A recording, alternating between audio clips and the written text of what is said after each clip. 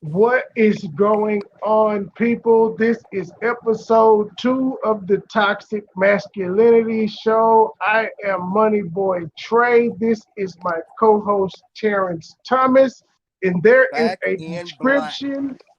Black Lives Matter, buddy. Black Lives Matter. There is And I a want everybody to know link off in the top that description box. There's I a want link in everybody to know the. off top that Mark that That's not my. that That's center not my stage. name. That is not my name, sir. I'm in character form. I am I'm Moneyboy sorry, Trey. Money Boy Trey broke into my house and stole my hat. Now he refused to give it back, and I'm about to call the authorities. So I just want everybody to know that, man. Money Boy, because he gets money, he could have bought his own hat, but he chose to steal mine. But it's all good.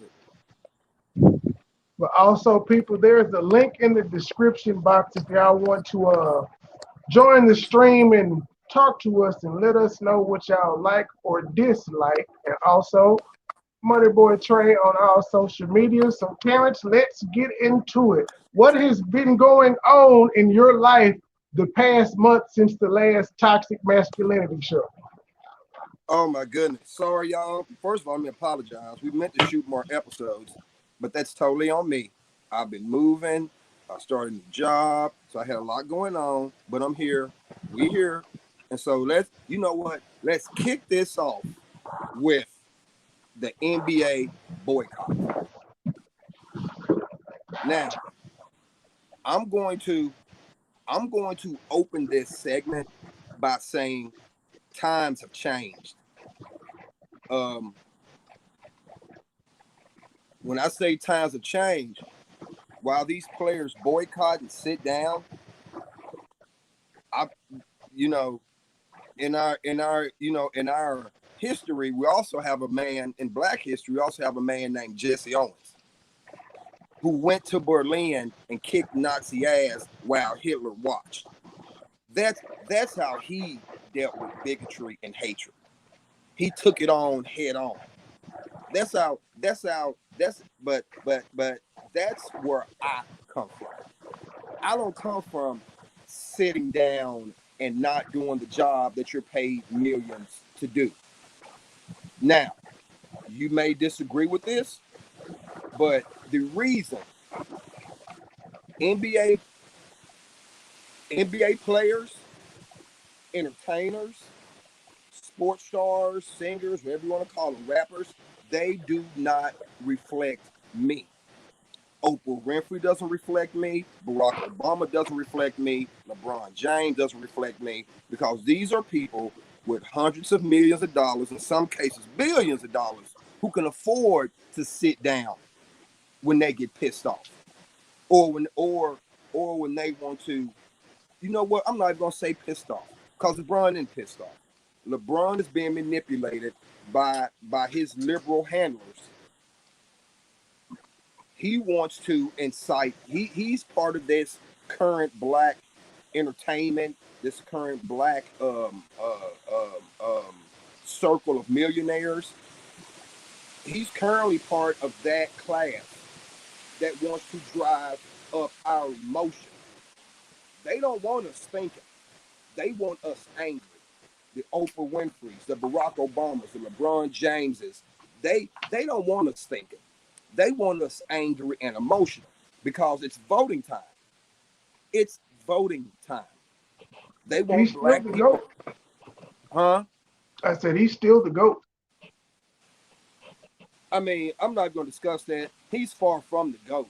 He's a top five. He's top five all time. But Keep talking. I'm here. but he's easily top five all time. But he's not the GOAT. He's far from it. Now we can veer off into that, but right now, LeBron is being manipulated. He's being manipulated, just like a whole lot of other black entertainers.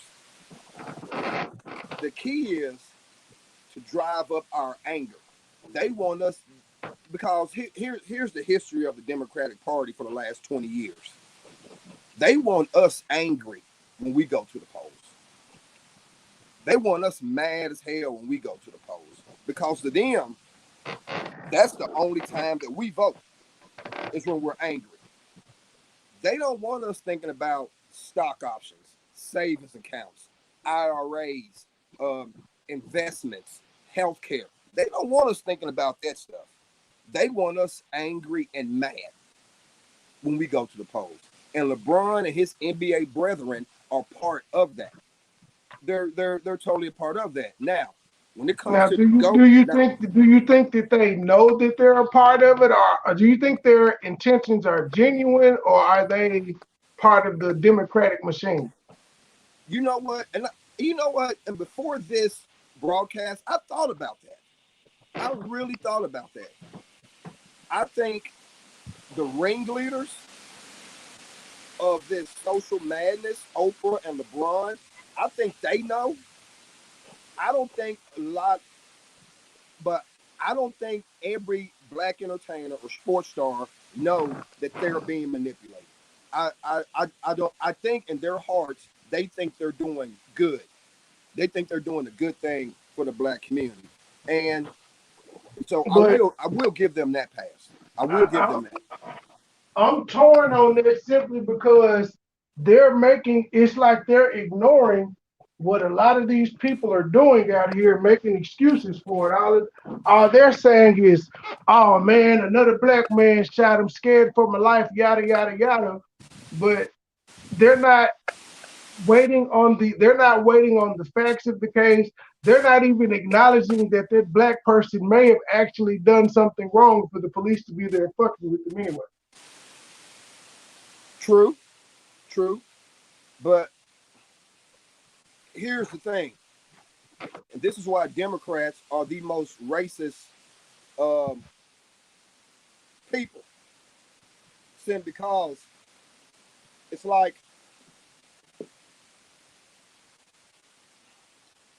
they don't talk to us; they talk at us.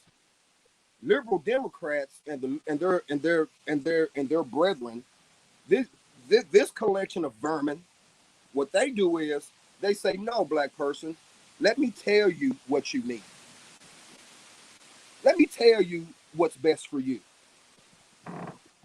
Let me tell you what's best for you." Okay, and so I'm there, listening. and so and so the media is trying to tell you that Joe Biden has this 12-point lead in the polls. No, he doesn't. What about the people who are silent? What about the people who are going to wait on voting day to speak? And they're going to speak with their vote. Okay? Didn't Hillary have to leave 4 years ago? Yes, they had My her with a point is that 16-point lead on Trump 4 years ago. They sure did. I keep saying to people, I keep saying Hillary, I keep telling people, I was like, you do realize that Hillary won the popular vote, yet she lost. I said, so if you didn't vote Trump in, which you technically did, you voted Hillary in, but Trump won. So if you can't But vote him in, you can't vote him out. okay, but see, that's the trick. Everybody wants to say Hillary won the popular vote, but Donald Trump won more states. So what are we going by? Are we going by a person who won more states and got his message out to more states, or are we going by the pure numbers? Because if we go by pure numbers, here's the danger in that. Here's the danger in that. Then guess what? The cities are going to elect every president. The Philadelphias, the Los Angeleses, the Chicago's. What about the small rural towns? What about the Heber Springs, Arkansas? What about the Tallahassee, Floridas? Don't these people get a say too? Don't the small town get a say too? Trump won more states. Well, So I'm just so saying no, but no, typical. no, I'm saying, I'm but not I'm saying you're saying that, but Democrats love saying no. how But Hillary won the popular vote, and we should what roll what out I'm the saying electoral is college. people feel like they voted Hillary into the office. They feel like they've supported Hillary enough that they got her in, but yet she still lost. So I'm telling people, essentially, can you actually vote Trump out if you never voted him in. Like y'all didn't vote for him to win the first time and he won. So good luck at that. I mean, that's a point to be made, but at the same point in time, it's always when it comes to both parties, there's going to be some fudging of the numbers. There's going to be some, like I was just about to say. Democrats love talking about Hillary won the popular vote, and she did, but Trump won more states. Trump won the Utahs. Trump won the Wyomings. So what standard are we going to use? What standard are we going to use? The reason that Hillary won the popular vote is because she won the metropolises. She won the big cities. She won the Chicago's. She won the Philadelphia's. She won the Los Angeleses. She won the Memphises. But if you take the state of Tennessee, Hillary won Memphis, but Donald Trump won Jackson. Donald Trump, Donald Donald Trump won Atoka. Donald Trump won Nashville, Dyer County. Donald Trump probably won all these Nashville small too. towns. So if we get rid of the electoral college, then we're taking the small towns totally out of the voting process. Hey, the small towns need to move their ass to the big city because they're not dealing with the same issues that the big city are. But hold on now, if I get enough, if I want to move to a small, because look, I was in Heber Springs, Arkansas last weekend, and I'm gonna tell you something about these small towns. People knock small towns. At this point in my life, I could easily live in a small town because I'm gonna tell you what small town ain't got the big interstates. Small towns don't have the big shopping malls. Small towns don't have the big clubs and the big fancy restaurants. But you know what else small towns don't have? Small towns Crime, don't small towns don't have crazy. crime, yeah, I agree. Okay? We were in our cabin and we left our door unlocked even when we went into town and left our That's cabin. that. You got to say part of that is because you got a white wife, and part of that is the other part of that is you not. That's not smart. I don't give a fuck where I'm at. In 2020, I'm locking my doors. That you got to say that. You got to say part of that white wife came out in. No, you know what? It wasn't that. It was at the cabin we went to. First of all, we're driving down the road. Then we had to drive down this gravel road to get to it. And where we were, when it gets dark, man, it gets dark. You know what I'm saying? So, but I love small town USA. I love small town I fuck with USA. small towns because I appreciate the isolation and I like my privacy. So I fuck with them too. But I'm just saying, Hey like man. small towns should actually be included in the big city vote. I'm not against that. They should be included in the big city vote. Well, you know what? Like I said, it's all about when it comes to these elections, it's all about which criteria are you using. Are you going to use the pure numbers game, or are you going to say, well, who actually won more areas of the state? Yes, Hillary won Memphis and a lot of votes from Memphis, but Donald Trump won the smaller towns outside of Memphis. He won all these small towns outside of Memphis. And so Hillary Clinton won the Philadelphias. I get it. But Donald Trump won these small towns in Pennsylvania. Donald Trump won Pennsylvania. So, which Well, standard are we going to use? my point was just I was just pointing out that shit. You didn't vote him in because y'all voted Hillary in, yet he still won. So I'm telling people not to get their hopes up on that their vote is going to matter and get him out the office. Well, it's That's what all I'm about trying to get media people to magic. see. It's all about media magic when it comes to this stuff. Media, the leftist media, they love magic tricks. Like, if you look at Obama's record for his 8 years, once again, President Obama is quite an impressive individual. I'm proud of the fact that he became president. I disagree with him ideologically, but I'm proud of his presence. And You most mean of the, that? You mean that mulatto guy? I'm not proud of that mulatto guy's well, presidency. you He's know no what? different. He's no I'm different proud. than his predecessor. Okay, but take the take the politics out of it. I'm Nope, proud of his ascension. I'm not. So I His understand that. ascension, his his ascension came under false pretenses. Absolutely. You are absolutely right. He campaigned as a working class Democrat, but then he governed like a far left liberal. You are totally right. And Kamala Harris was elected as the first Indian prosecutor or district attorney or whatever the fuck she was. And now all of a sudden, when she gets ready to be president, she's the first African American. Yes. She didn't claim so much shit. It don't make no sense. She don't know who she is. Well, let me say this about Kamala. It's not Kamala. I'm not gonna call her Kamala.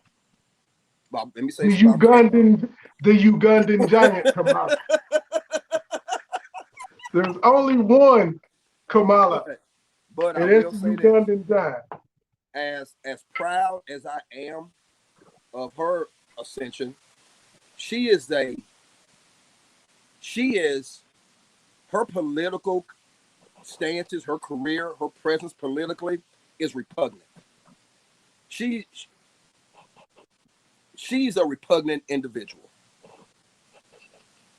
Simply because this woman was a pro-crime California Democrat, locked up more black men on petty drug cases than any politician that we know right now.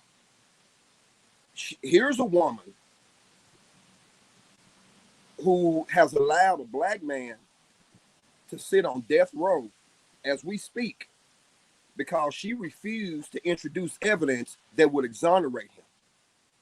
This is a black woman who personally helped oversee California's ascension into the #1 prison population in this country. But now all of a sudden she knows she got the recipe for black folk in police brutality. And here's a woman, she was like the damn executioner. Mm-hmm. And now all of a sudden she got the cure for black people. Interesting. And Kamala, and then you just mentioned my Caucasian wife. True that. You can't tell me her white Jewish husband didn't help her political career. Right. You know what I'm saying? She has been a machine operated. She has been a machine Democrat, a battery operated puppet for her whole political career. She's Nancy Pelosi's minion. I'm not mad at her for that. That's how politics go. That's how you advance your career. But don't sit here and tell me that Black Lives Matter to you now and you all part of the movement and you a sister and you rah, rah, rah. I don't want to hear that shit. It's disingenuous. Well, Mark, let me say this now. In all honesty, let me say this. The part that angers me about these so-called, hold on one second. Yes, so Toxic Masculinity Episode 2. There's a link in the description box if y'all want to call in and discuss anything.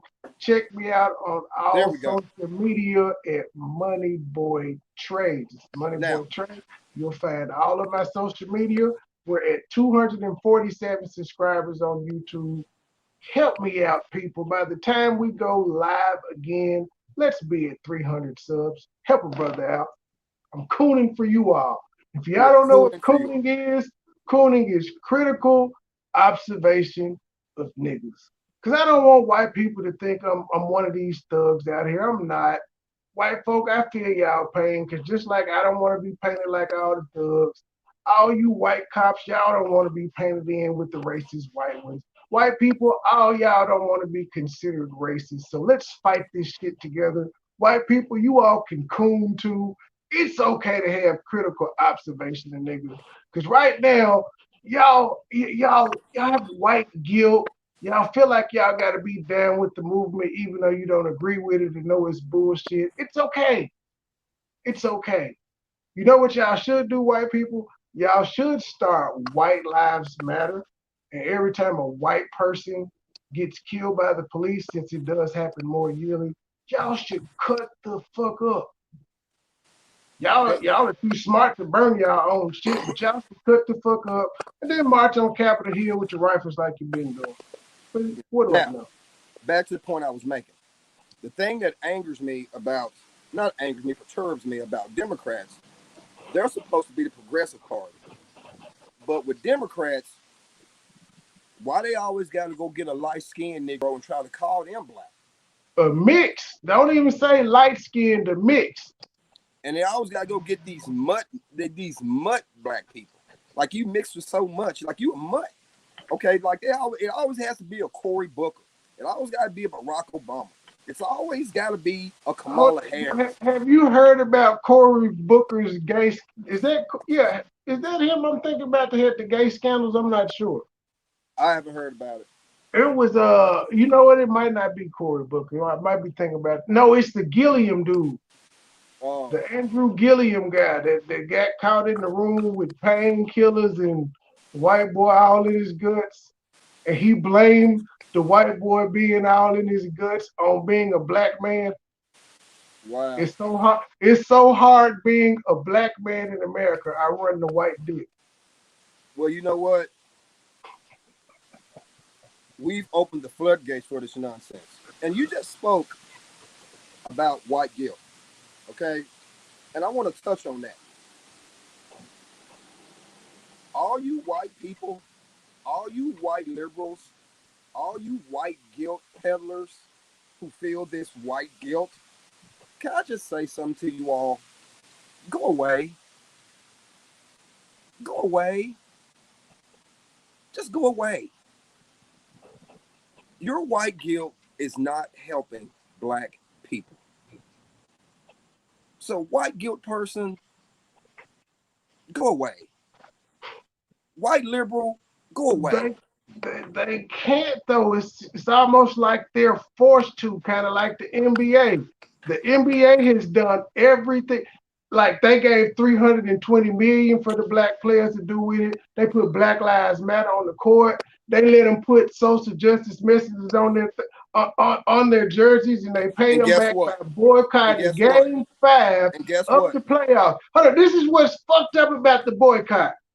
Dude got shot Sunday. The Bucks played Monday. The Lakers played Tuesday. The Bucks were supposed to play Wednesday, and they just said, you know what? Like, why did y'all play Monday? What made Wednesday so special? And what did y'all accomplish by coming out and saying, well, we're going to finish playing the game? They're still going to play. So NBA, y'all should, because the only team that came out and said they weren't going to take the floor was the Milwaukee Bucks. NBA, forfeit Game 5, give that victory to Orlando. Let's pick back up. And them cats need to lose their game check. If they so serious about the movement, they need to take them game checks they about to lose and donate them to a cause. Well, guess what? The NBA got woke, and now they're going broke because the ratings are plummeting. And now, let me go back to another point. They didn't think it out when they decided to protest because they didn't realize this is fucking up our money. White guilt runs the NBA. And here's this is fucking up. I mean, what could the NBA do at that point? I mean, if they're saying they're not going to play day one, they couldn't do anything but like, okay, they can say they forfeited the game, but like I said yesterday, the NBA, they pulled y'all's whole card. Like they pretty much said they got the power, and we know it's not true because if the NBA stopped playing games right now, all those owners would still be billionaires. Yes, but one more thing. The reason they came back to play now is because, guess what? If they don't play this year, the owners can throw out the collective bargaining agreement. They can blow it up and start from scratch. The owners have a nuclear option. They can just shut it down completely. Yes. Like, you know what? Yes. We've made enough money off the NBA. We good. Yes. Now, let's go back to your GOAT point about LeBron. And here's why he's not the GOAT. Not only is he not a better player than MJ, here's the point. LeBron was handed an NBA that was on top, right behind football. Due to LeBron's frivolous stances on politics, his lack of awareness when it comes to when it comes to his brand, he has oversaw the plummeting of the NBA over the last 15 years. The plummeting. LeBron James inherited a kingdom. I'm not Well, saying the don't have your NBA social. didn't, the NBA has plummeted the past 2 years, maybe past year No, and a half. no. Go read your stats again. The NBA's ratings have been plummeting for the That's still last the only 15 to 20 global. years. That's still the only global game we got. So I don't. I True can. that, but Their that's a ratings have catch been too. down. The ratings have been down this year, especially No, since the startup with all of year the. after year I would after say. year after year. Now, you call the NBA a global game, okay? And I get that. The NBA and soccer are our only global sports. But here's the catch. The United States is 75% of the world's markets. We're 75%. So if I'm number one here, I'm number one. If I'm number one, we are 75% of the world's markets. If I'm number one in the US, you can keep your Spain and your Bangladesh and your China. If I'm number one here, the NFL is the number one sport here. Now, back to my point. Have your social views, have that stuff, but you also have a responsibility to the league you play for. You do. You do. And the NBA is more than just black people. If you want to play for just black people, go play pickup games in Rucker Park. If you're going to play in the Start NBA, your own league. okay, but here's the thing. They don't have the money. They don't have the money. You know how much money it takes to start your own league? You know how much money it takes? I mean, come on. That's a dream. That's that's not even ever going to come to fruition. Okay, so we need to stop that.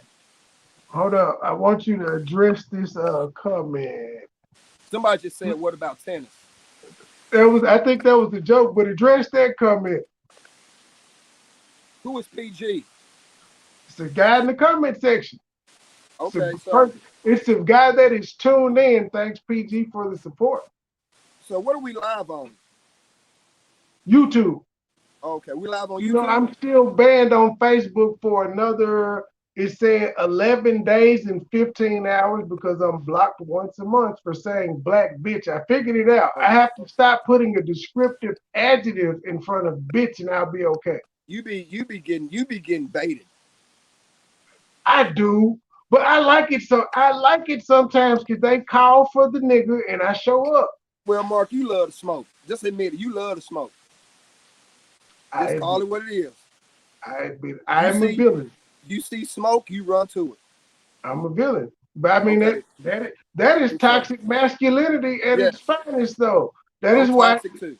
I'm that, toxic too. that like literally that's toxic masculinity. There's a reason why there aren't any women guarding the president. Most people don't. There's a women why there's a reason why you don't see a lot of women bodyguards. Yes, and Women aren't then willing to die for their client. They're let's not talk willing to put about themselves in front of a bullet. yeah. And so let's back to my point. And so LeBron is overseeing in terms of viewership and ratings. The numbers are pre Bird and Magic. These are pre Bird and Magic NBA ratings. So now, like I said, have your social views. But LeBron has never gotten the big picture. LeBron can move the ball so much more far forward than he is now. You know what I'm saying? So, but for people to call him the GOAT, I'm sorry, man. I lived when Bird and Magic played. I watched Michael Jordan get drafted from Carolina. I lived Look through here, I look lived here, through look Kareem. here, look here, Skip Bayless. I'm not going there with you. Okay. We're Okay. back on this boycott. What did they accomplish by sitting out game Nothing. 5? Nothing. They helped to incite the vitriol against Trump from the black community. They helped to raise the level of vitriol and anger in the black community. because let's call it what it is. That's how Democrats court our vote. LeBron is a liberal chess piece. That's what he is. He's being used. And I don't even think he knows he's being used. He's being used to incite anger. So that's what it is. I'm sorry. Why? But That's just why what it does is. he? I don't understand why LeBron feels the need to relate to like the hood struggle, something he probably hasn't experienced since he's 14. As Well, I said well, as I said yesterday, this guy literally has police escorts in every place he goes, yet he's talking about he's scared of the police. It makes no sense. well, let me say this. Let me speak to your first point. If I come up in poverty in a rough neighborhood and I amass wealth, there's nothing wrong with me saying the struggle is still real. Okay? There's nothing wrong with me acknowledging that, you know what, my people are still going through some things. So I feel LeBron on that. Well, LeBron makes a mistake is here. He oversteps. Okay, like you just said, you fear the, so that's like he just said. Like he goes, you fear the police, but you walk around with security all the damn time. That's what I don't get about it. You know, so I don't know. But it's all up to you and your point of view, man. I said I just think it was I think it was I just think I just think I I think just think it I just was think a liberalism is an infection, and it it's was infected. And now we have this far left liberalism that just wants to destroy and tear up. This far left liberalism now, it used to be I could sit down and talk to a liberal, have a great conversation, agree to disagree. Now this new liberalism, it's tear everything up. We don't want to hear the story. We just want to tear it the fuck up. And that's what liberals are. That's what they are. They're it's an infection. I don't see why, and I don't see why, like the black community in particular, why we run to it, why we treat it as a warm quilt when it's never solved any of our problems. It's never solved one problem.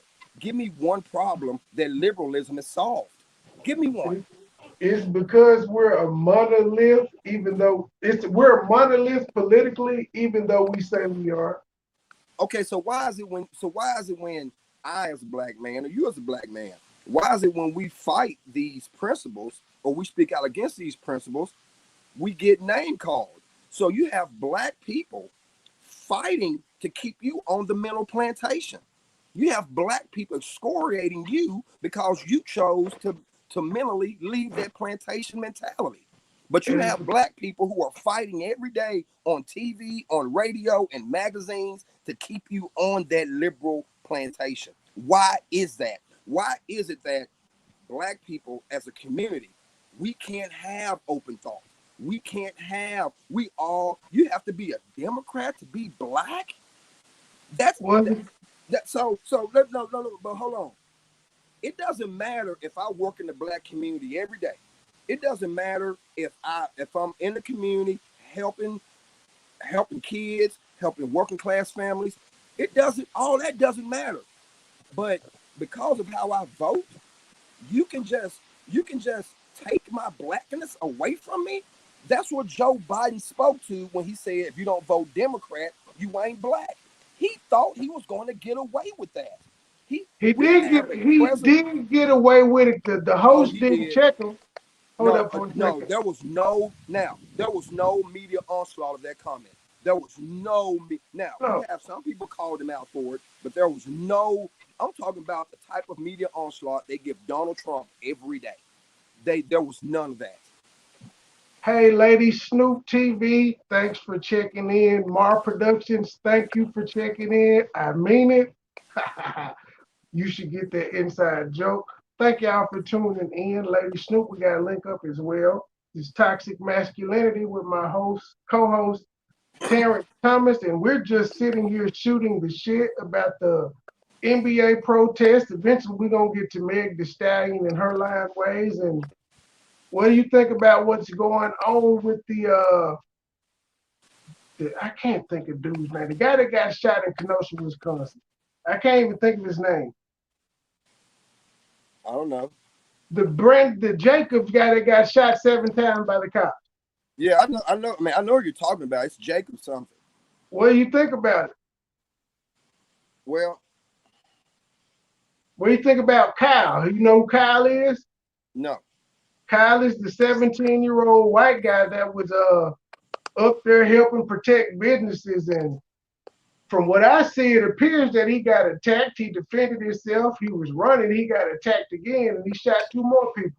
Well, can I speak to some on that, please? I'm gonna speak to a larger narrative.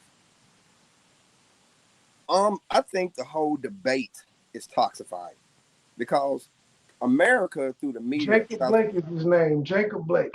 okay, people try to make you choose sides. I don't want to choose sides. I can love my black community and I can love the police also. But here's what they do. I'm fair-minded.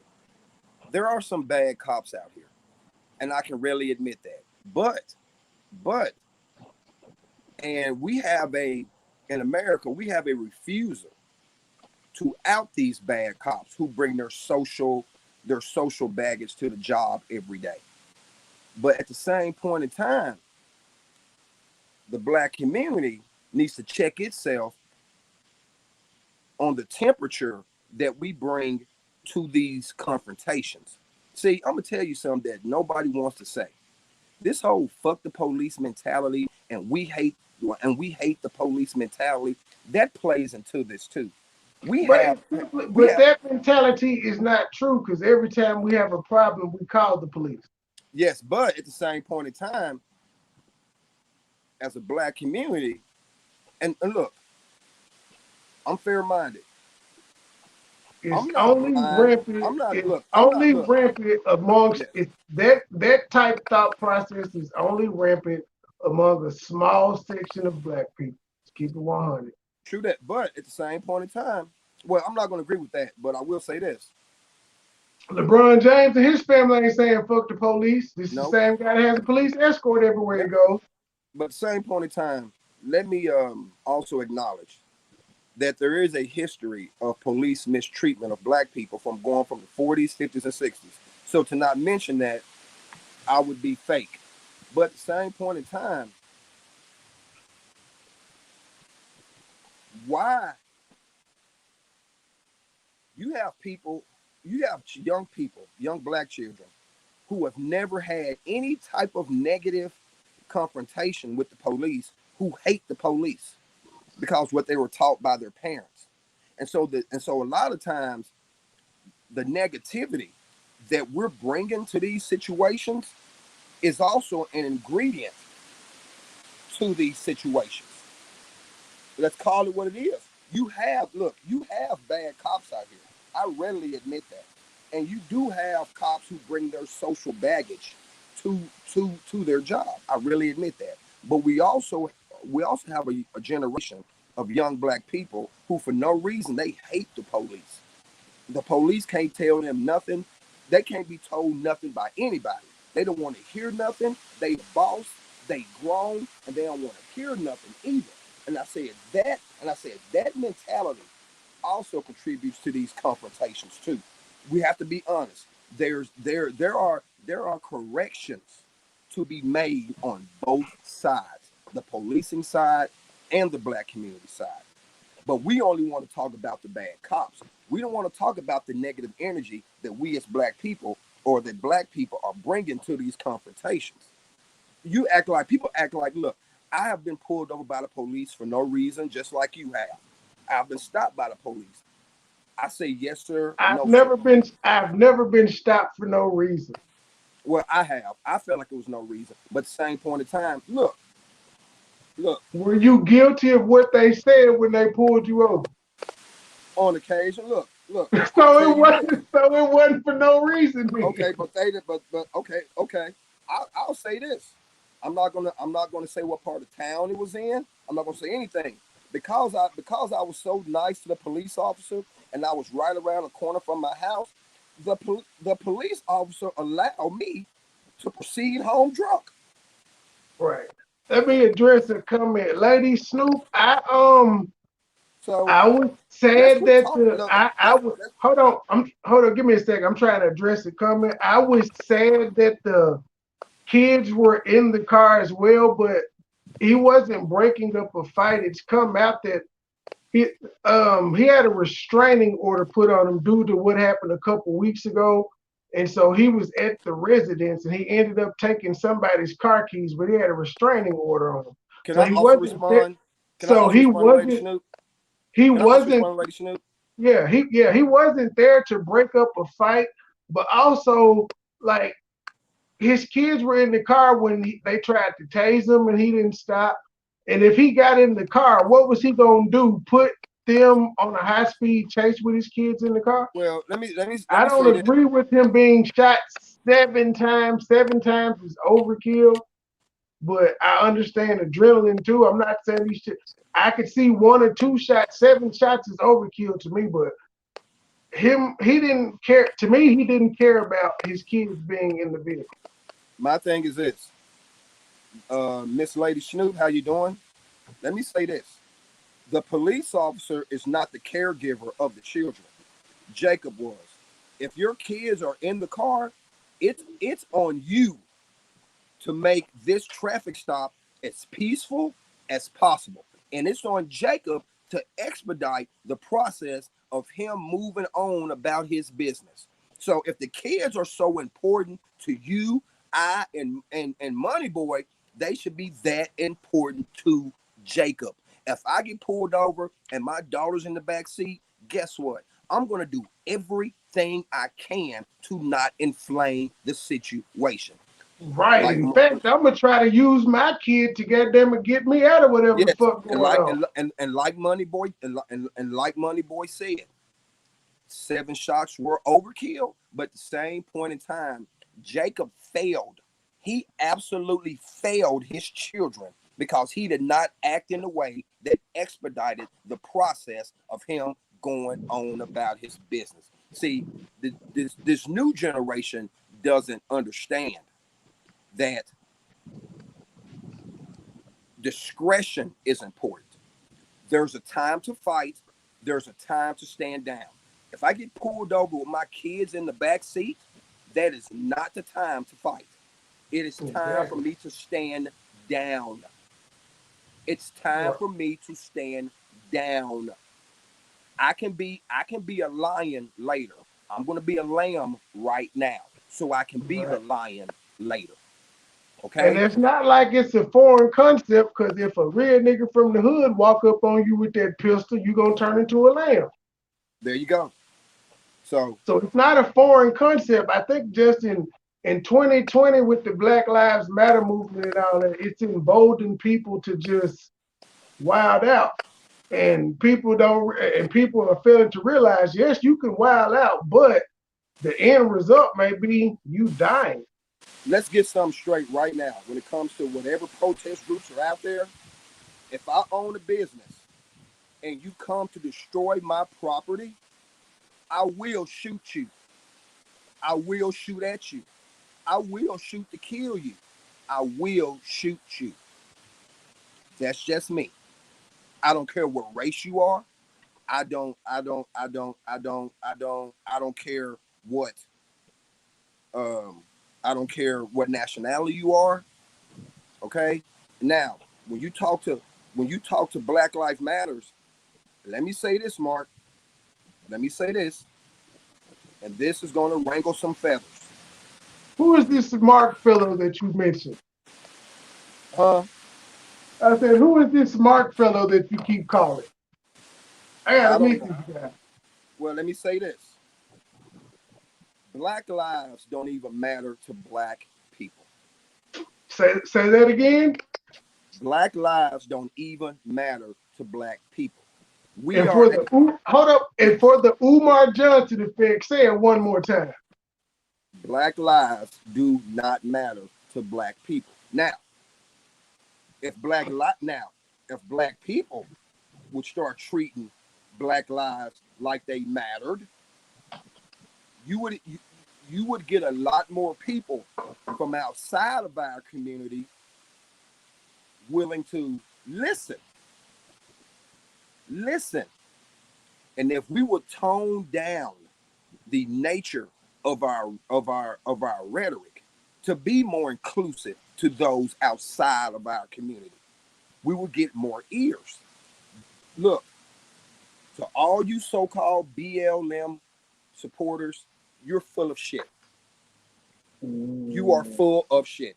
I'm talking to every BLM supporter that's walking on this planet Earth. He said that.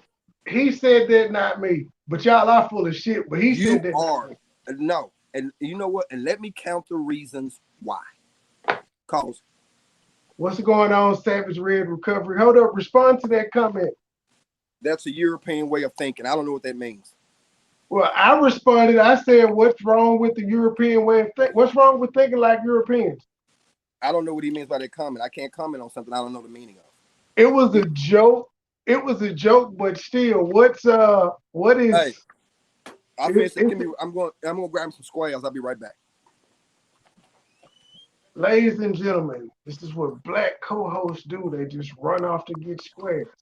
So this is the Toxic Masculinity Show, episode 2, with my co-host Terrence Thomas, who just ran off to get cigarettes.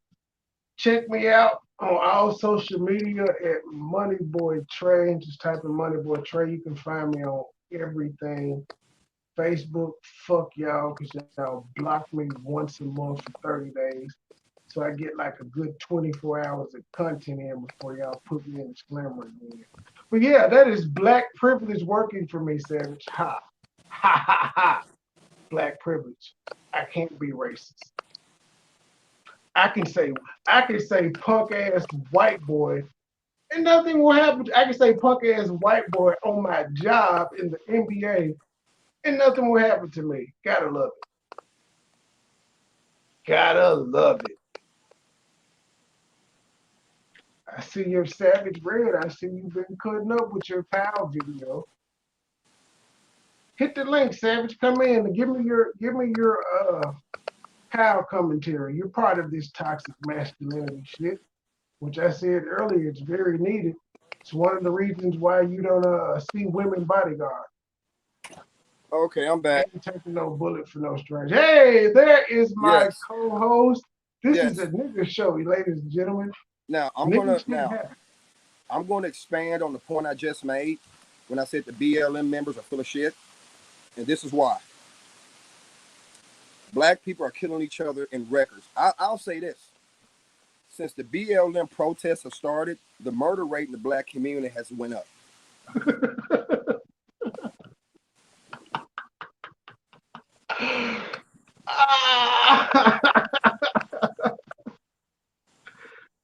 Where's the Black Lives Matter? Where are the black? See, I'm gonna tell you something like this.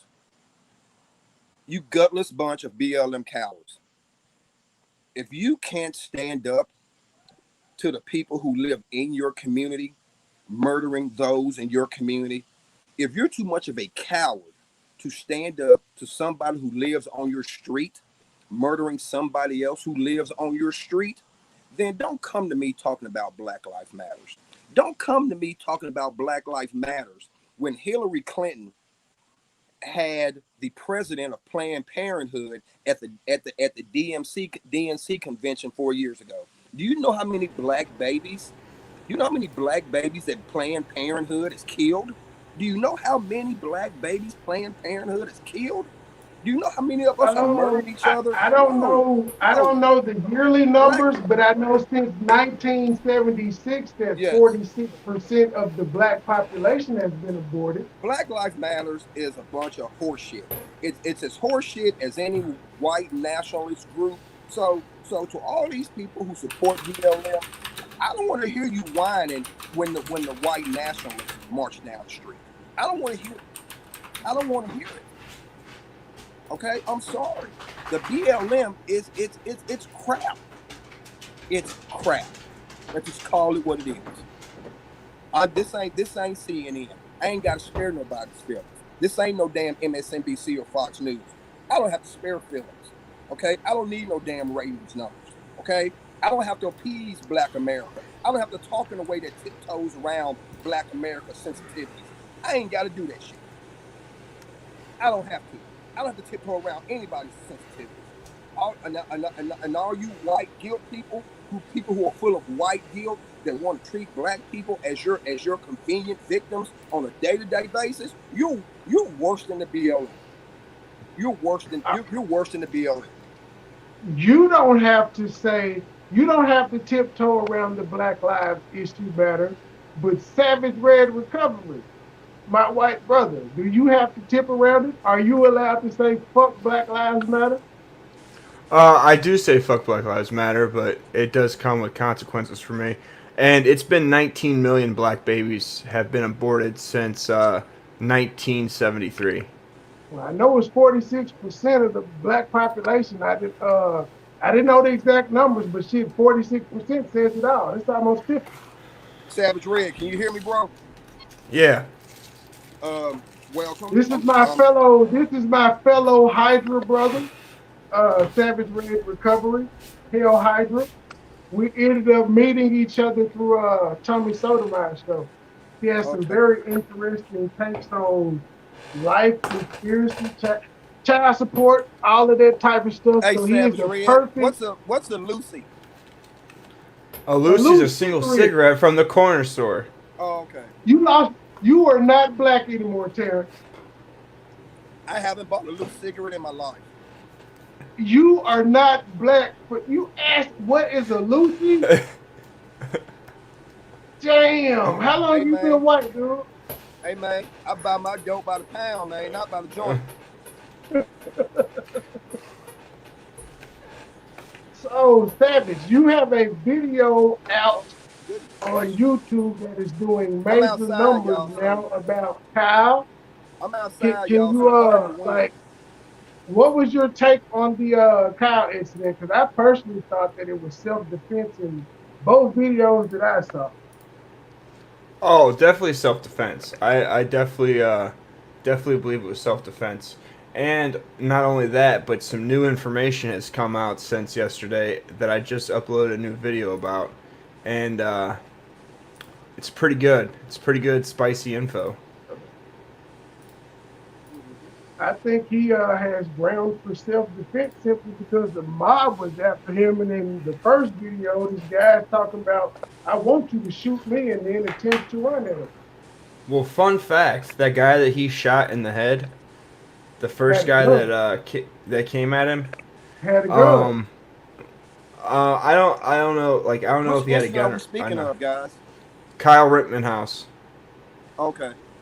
Okay, so I'll drop it. I'll drop it now. So I have a little bit of information that I'm going to read to you that has to do with that situation.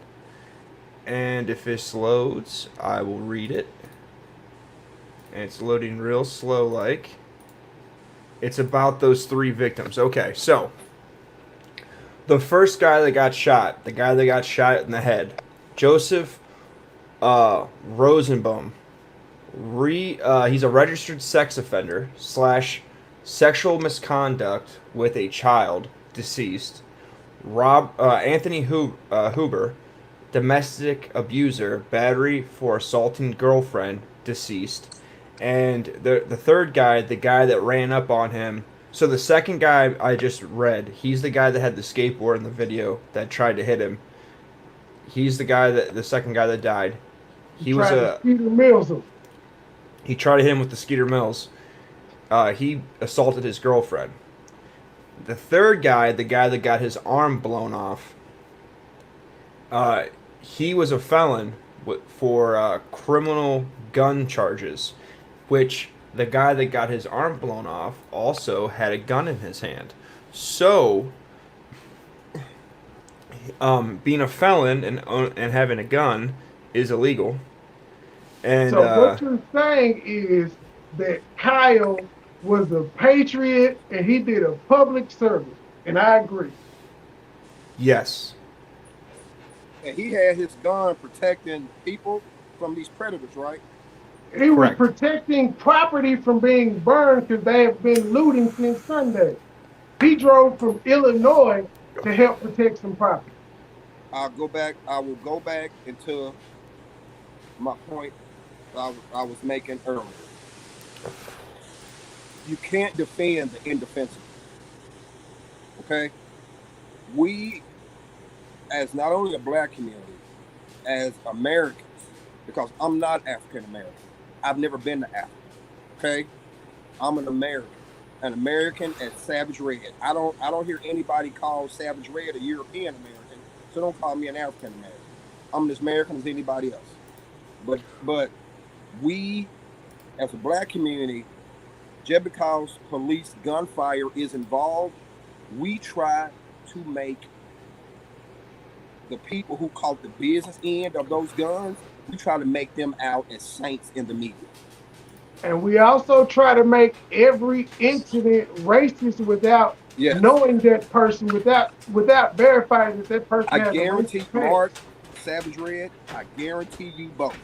If you're black, white, Hispanic, green, blue, or purple, if you point a gun at police, or you act in a way that threatens them, they are going to shoot you. Now, with that being said, I'm not trying to call, I'm not trying to say that every officer is right. What I'm saying is this: nobody wants to take into account the temperature that officers clock into every day. 99% of the people that you will encompass are lying to you. They're covering up something.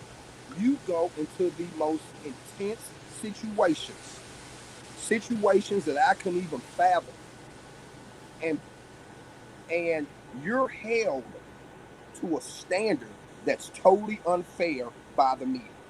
You're supposed to be perfect all the time when it comes to the media. You can't, when you're a cop, you can't make a mistake. You can't do this. To all these police critics out here, do the job for 1 week. Go No, into I the think go no forget do no the go forget into do the forget do the job for a week.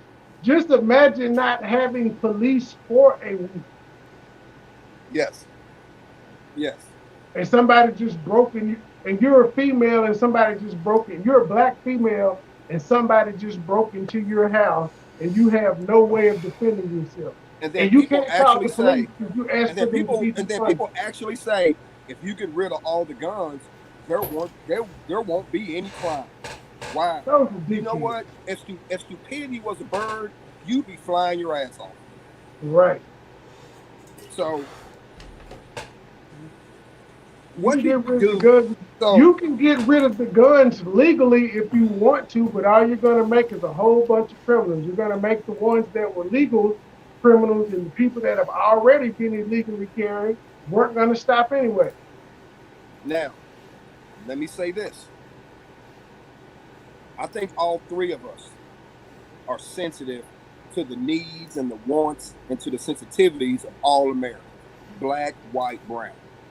We're not here saying a loss of life is not a tragedy. We're not here saying that. I disagree. What do you think? Why you say that, Savage Red? Because I have no sympathy for people that do stupid stuff. I Absolutely none. understand that. I understand. But at the same point, all I'm saying is when that life is lost, there's still a mama or sister, Don't friend. care. I understand that. Well, I'm sensitive to it. But at the same point in time, my sensitivity to it, I will not make a martyr out of someone who doesn't deserve it. I refuse to do that. I Right, refuse to do that. because the fact is there are no Colin Powells or LeBron Jameses or JDs or Beyonces getting shot.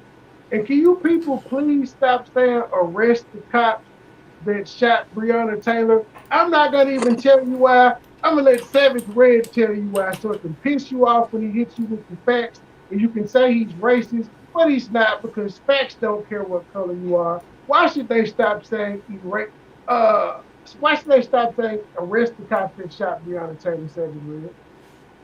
Because information just recently came out, which was already known but is more publicly available, that she was coochie deep in a drug operation with her boyfriend. And on top of that, there were two search warrants that were done at the same time, one at the trap house and one You at her said apartment. coochie deep. Can I steal that? Yeah, Can I for steal sure. coochie deep? Yeah, she doesn't have balls, so you know. But It was coochie deep. So, with that being said, they had a no-knock warrant with the option on the warrant for her house, but they did knock, and the boyfriend shot at them, and they returned fire, and she 8 died, times. and she also had a gun. He didn't shoot at them. He sprayed at them. I don't think they knocked, but if they didn't knock, who cares? Because I've been at the end of 2 no-knock warrants. But guys, do you It's know why? legal. But can I bring It's up a legal point? to not knock. So I Do you don't know care if why they we're announce discussing this? themselves or not. Do you know why we're discussing this? Do you know why we're discussing this? Because she's black. No, yes. Yeah. We're not Because- talking about it was a cop shot during that same Yes. killing. There was a cop shot. We ain't But talking about him. Let's go to the ultimate point of why we're discussing this right now. Because the leftist media loves to incite black anger around election time. They're using these stories, George Floyd, Breonna Taylor, to incite Every our 4 anger. years. Our Yeah, anger. The leftist but- media knows if you say police and black person shot, they know that will incite our anger and drive us to the polls. That's why these stories are coming out. That's why. And then Every and 4 then- years. and then when these stories come out, the media shapes it. They don't even tell the whole truth. They don't even tell the whole truth when the stories come out. They shape it to incite more black anger. They make every person that gets shot by the police into a martyr, into a victim, into a they do this. Guys, this is game plan. They do this every 4 years at every election. We're not hip to this yet. We're not No. there yet. This is game plan. No, we're not hip to it because it's a new generation of people that haven't seen it. Most of the older people like us are called coons, sellouts, racists, Uncle Toms. Let's call it what it is. The black community is the most politically. We're the easiest community to manipulate when it comes to elections. Emotionally. When it comes to because we are a people of emotion. And All when they you have to say is black Yes. versus white. And Black let's versus say white. this. And let's say this. All of us, all 3 of us, have made our poorest decisions when emotions are at a height. Yeah, all humans have. All humans have. When Which is why emotions are high, we you make our can worst see, decisions. which is why the Game 5 protest was ridiculous. It was emotion driven and it was late emotion driven. And Savage, you were right. Their ratings have been down, even though they've been only capturing like 3 million people a night. So you were right. Their guys, ratings look. have dipped. Hey, look, I'm outside on my patio, so these wind gusts are coming through. So there are going to be points when I don't hear what you're saying, because I'm outside. Y'all are enjoying the indoors. That tornado weather coming through. Yeah, that hurricane weather's coming through. Well, see, Yes, I think did, PG. You're one of my first supporters. You deserve a ranch.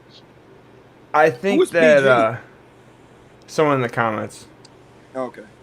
I think that you're giving like I'm not arguing that the left doesn't do that, but I think you're taking too much accountability from the black community.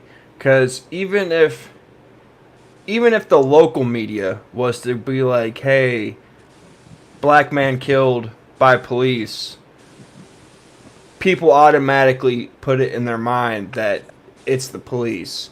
Or if they see a video, if I'm on World Star Hip Hop and I'm fighting some black dude and all they show is like a clip of us fighting, there's no words, black folks are immediately going to be like, white guy, black guy, white guy, racist. Even without any context or narrative painted around it. Just any interaction with white and black people, it's racism. You're totally right. Not even that. If a black person doesn't get hired, racist. If a black person gets corrected at any gas station, like, oh, you gotta wear a mask, racist. Like it doesn't really matter if the media gets into it or not. There has been, like, listen, I know folks that are old as you that are like absolutely believe that racism is around every corner and there's a Klansman in every tree and every bush behind every car. Unfortunately, it just is what it is. Hey, Savage, not to cut you off, okay? But you are right. At some point, the black community has to take accountability for our manipulation. Us refusing to wake up to this manipulation, media manipulation, is on us. You're totally right. We are not a bunch of stupid people, but more than any other community, we drive off of emotion. And when emotion comes first, rationality gets thrown out the window. So you are right. We do have to take accountability for that. But put yourself in my shoes, okay? As a black man who wants to make other black people think, I'm not trying to turn you into a Democrat or Republican. I'm not trying to push you into any political party. I'm just trying to get you to empower yourself. Quit thinking for the group. Quit thinking for your neighborhood. Empower yourself in any circumstance that you're in. You know, like, you can seek advice, but know this: all advice is not wisdom. You know what I'm saying? So if you're Yeah.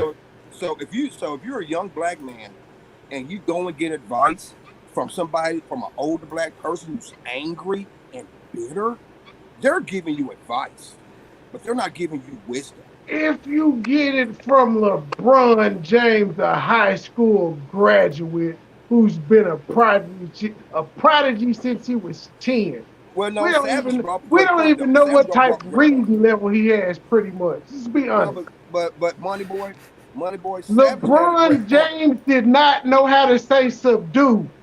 Can I say something? But Mark, let's not gloss over the point that Savage just uh, made. Let's not gloss over that.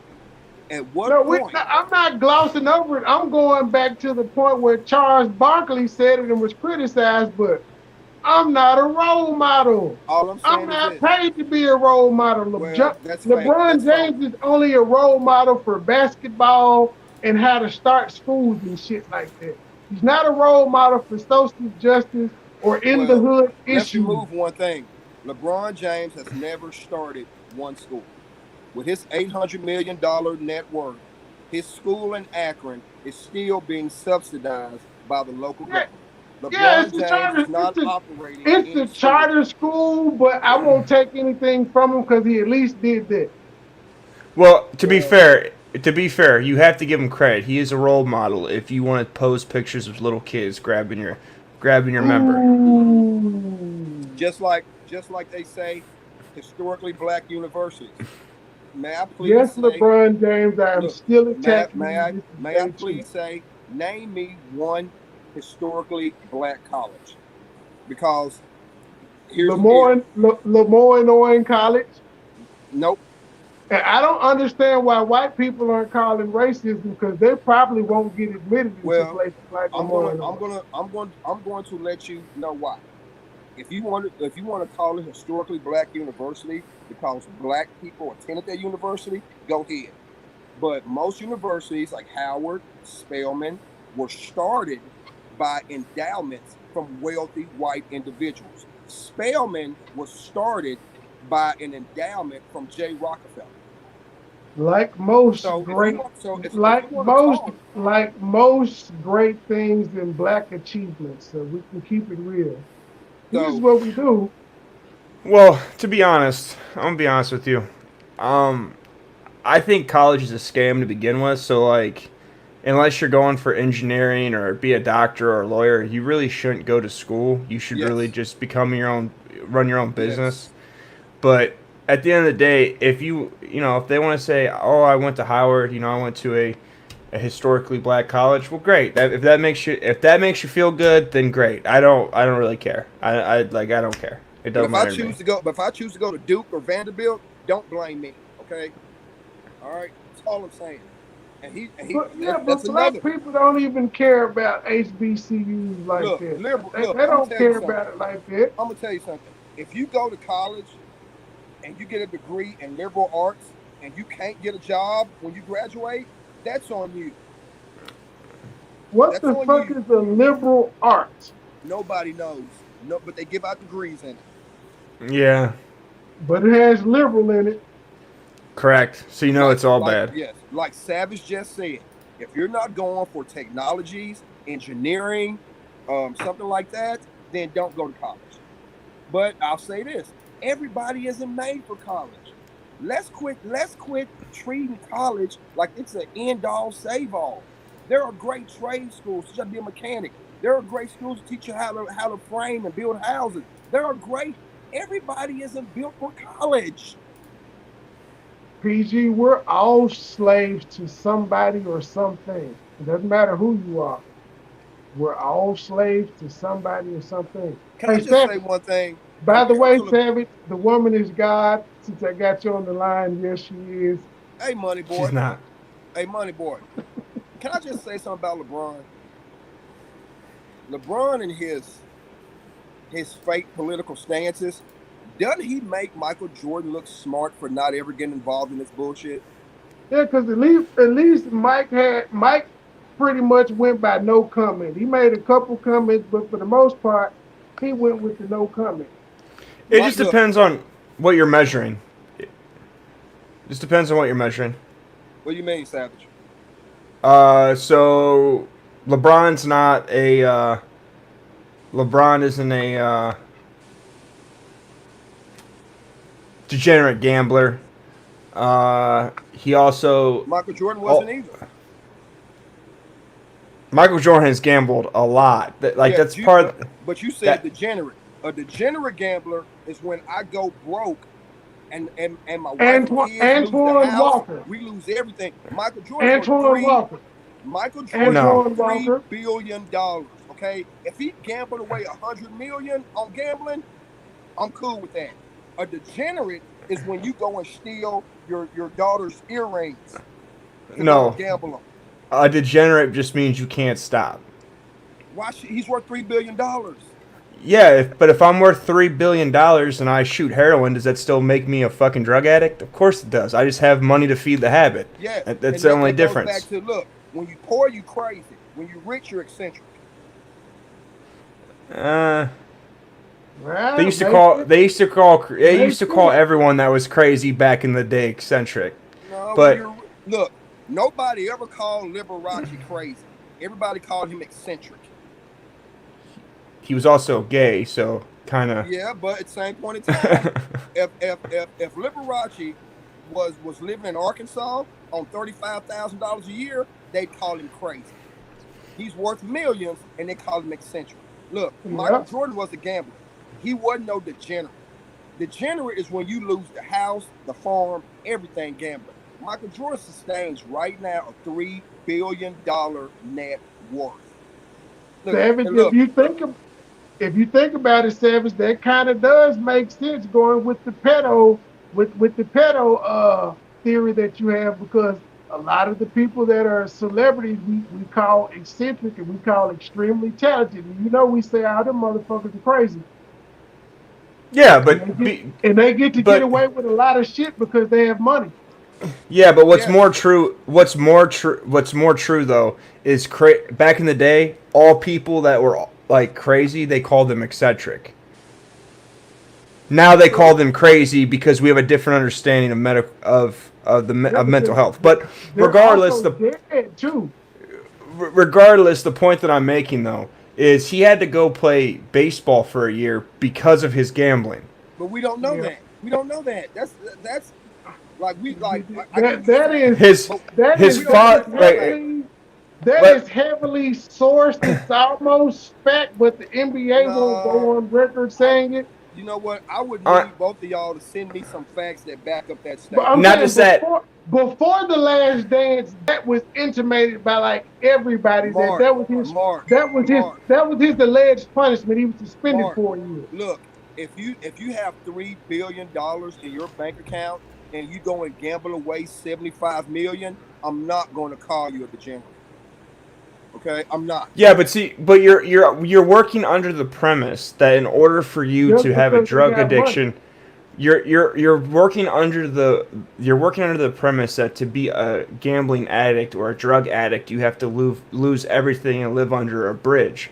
But that's not the case. You can be a drug addict and still have money and not lose your life. You're still addicted to drugs. You're still Yes, addicted to the I gambling. totally agree. Just because just because you maintain it does not mean you're not a degenerate.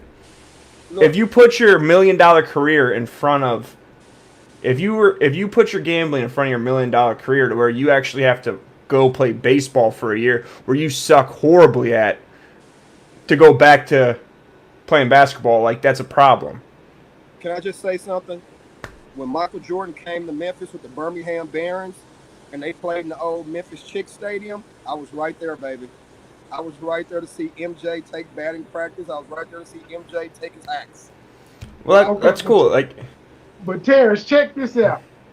Whitney Houston was rich as fuck, but we still called her a coke and crackhead, correct? Yes, but why do we call her that? Because because she was Because she was she degenerate. rich, because she could get higher than a broke person could. yes, but at the same point in time, Mark, Whitney had reached, dare I say, this. She had reached a level of white success. Everybody loved her.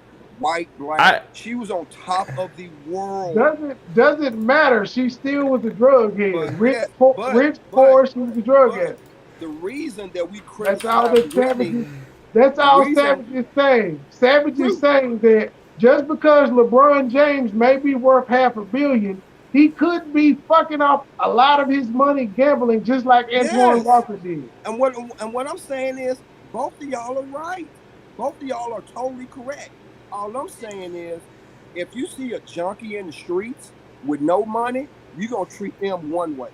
If you see a junkie, if you see a junkie in a gated community with $3 billion in the bank, you're gonna treat them totally different, bro. I'm just gonna treat totally. them. I'm going to treat them worse because the person that's broke, that's a junkie, No, I you can't ain't. get that. I can't No, you get their ain't. car. No, stop, because I'm going from experience. A person that's broke in the hood, I can't get their car for a week. But you know what I can with the person in the gated community? I can get their car for a week for drugs. I can rip their house out Yep. like an Airbnb. I can get their clothes, their money, their jewelry, shit that a poor person won't have. True. But at That's the all end I'm of saying. the end of the day, all right, I would never get to be in a gated community. So if I was in a gated community, I would be more spell struck that I was in a gated community. So I wouldn't be worried about no junkies that had $3 billion. I wouldn't be. But I wouldn't be guys, concerned. all of these rich gated communities around the country, do we realize the perversion that goes on in them? Yeah, of course. These are the most perverted people on the planet. Pedophile Yeah. rings, drugs, all these things. Come on, man. Trust me, I know. All I'm saying is Whitney had achieved a place in all of our hearts. Whitney had our heartstrings.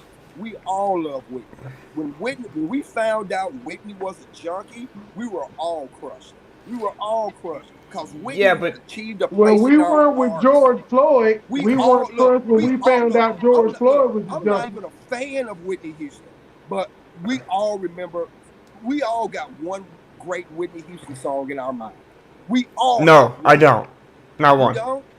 No. He's white though, so you don't expect him to have one. No, it's not. It has nothing to do with being No. white. I'm Nothing to do I'm with being white, man. I'm I'm defending 31. you, Savage. I'm 31. Savage, he can't name a 311 song, so I wouldn't expect you to That's know fair. a Whitney Houston song. Yeah, but even 311's like my age range. Like Whitney Houston wasn't big when I was growing up. Well- Like I was born '89, so like I know who she is, but like You were I born don't. during her height. You were born during her height. Yeah, Then she started. Then she tailed. yeah, she fell off. Her She tail. fell in that pipe. Yeah, Yes. but But regardless, you were born during her height. But regardless, at the end of the day, what you have to realize is, in order for any celebrity to gain success, they have to gain a place in white America's heart, because no celebrity on this earth if they do not become super wealthy, if they don't cross over into the majority Yes. of the community. So that can be said with anybody. Lil Wayne, every rapper, Bruh. every But celebrity, see, but they're but all but the difference between Lil Wayne and Whitney Houston is this: you don't have suburban soccer moms bumping Lil Wayne. Okay? you do Yes, actually. yes, No, you you really do. don't. Yes, you Yes, do. I you bang white do. suburban moms, bro. Well, Yes, I'm you talking about. do. Look, you cannot Dude, compare Lil Wayne's success to Whitney Houston and Michael dude. Jackson's success. He Terrence, You he cannot compare them. Little Wayne came out and said the reason why he said he didn't think racism exists because he would look out in a crowd of 40,000 white people. yeah. Yes, all I'm saying is this. He sold more music than Whitney Houston has. But it took him a lot more time to do it. Okay, Whitney Houston, her height was about 8 or 9 years, bro. Her height. You're comparing pop to rap though. All singers Yes, are bigger than yes. rappers. So, bro, look, Beyonce I'm not saying Beyonce is bigger than Jay-Z and her career yes. isn't as long. I'm not saying that no white people like Lil Wayne, but Lil Wayne did not reach the heights of a Beyonce, of a Michael Jackson, of a Whitney Houston. You can't even compare them. No rapper has but Eminem. Eminem is Well, the only rapper that's done that. you know what? I'll say this. I will say this. The closest I ever seen for a rapper reaching those heights, and this may be before y'all's time, was Snoop Dogg's first album, Doggy That Style. was trash. I It was remember trash, these but nuts, but it was trash. But Doggy Snoop Dogg, Style. for about a 2 or 3 year period, was the biggest thing we've ever seen in rap. Was the biggest thing. Yeah, Doggy Style the album. He was highly anticipated because And and he and was you on know the what? Chronic. It couldn't fuck with the Chronic. The Chronic is a top 5 classic all time. I mean, that was his solo though. It was a good solo though. Bruh, bruh. If the Chronic came out today, it would be the #1 rap album in the country. I don't know. Eminem became bigger than Dre and 50. So, but how do we get off on this tangent? How do we get Cause off that's on what talking about entertainers? cause Cause that's what you were Ryan MJ's cock. he is a known Jordan Dick rider. I am not a known Jordan Dick rider. I'm a Magic Johnson guy. If I'm gonna ride some dick, it's gonna be Magic Johnson. But at the same point in time, He had AIDS. Don't compare anybody to MJ. I was a MJ's the truth. LeBron Dick rider until his past couple tweets. Now I'm just like, shut up and dribble, LeBron. Okay, so as of right now, as it stands, Beyonce has sold 17.2 million albums as a solo artist, and 17 million albums as a part of Destiny's Child. There's 34. 34 million.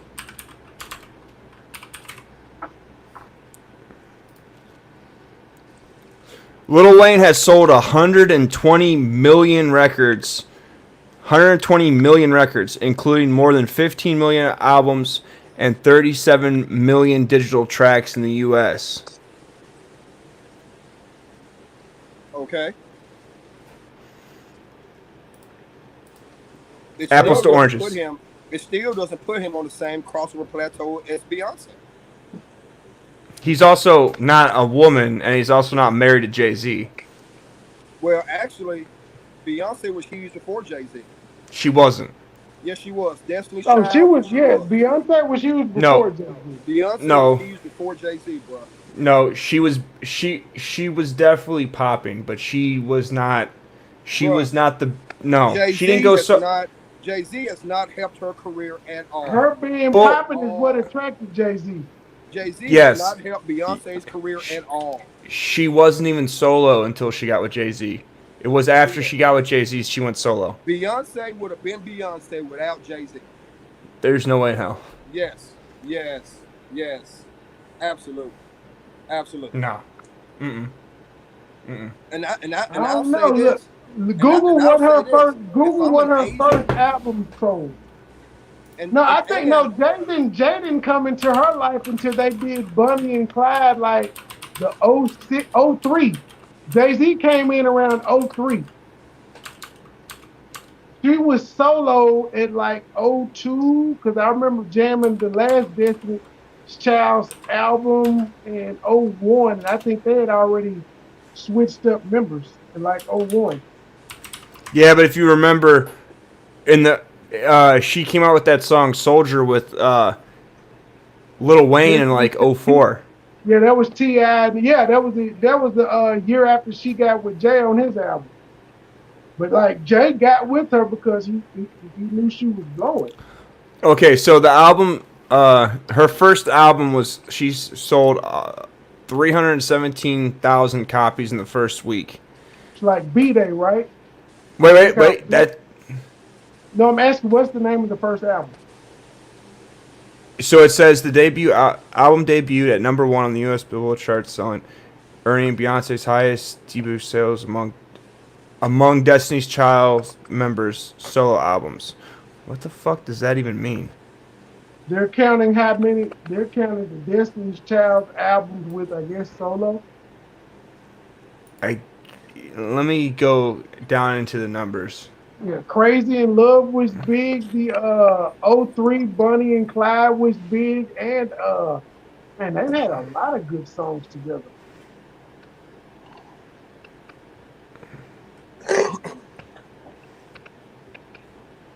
The '03 Bunny and Clyde, Holy B. I think I'm gonna have to look up Destiny's Child. And Destiny's Child and shit, they damn near had a 10-year run. The original group did like 2 albums together before they brought in the new two.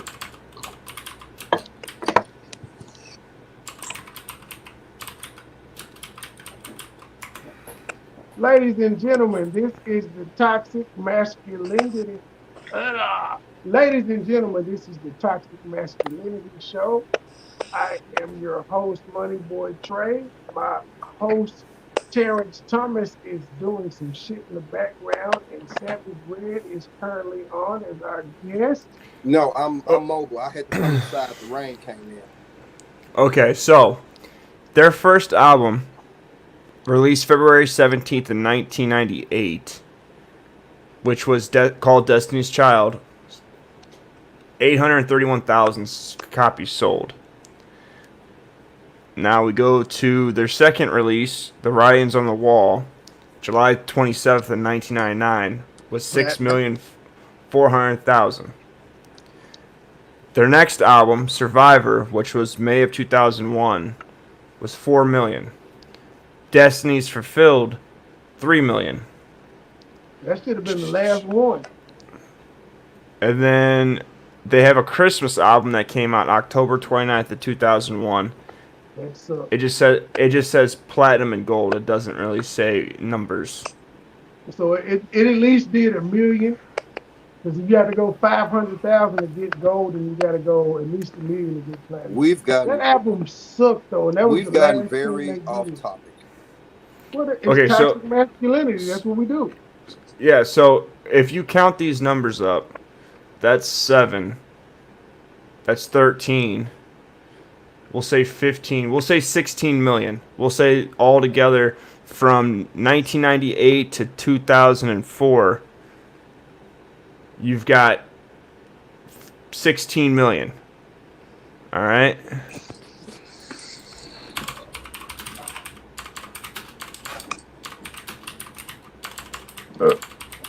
Lil Wayne sales.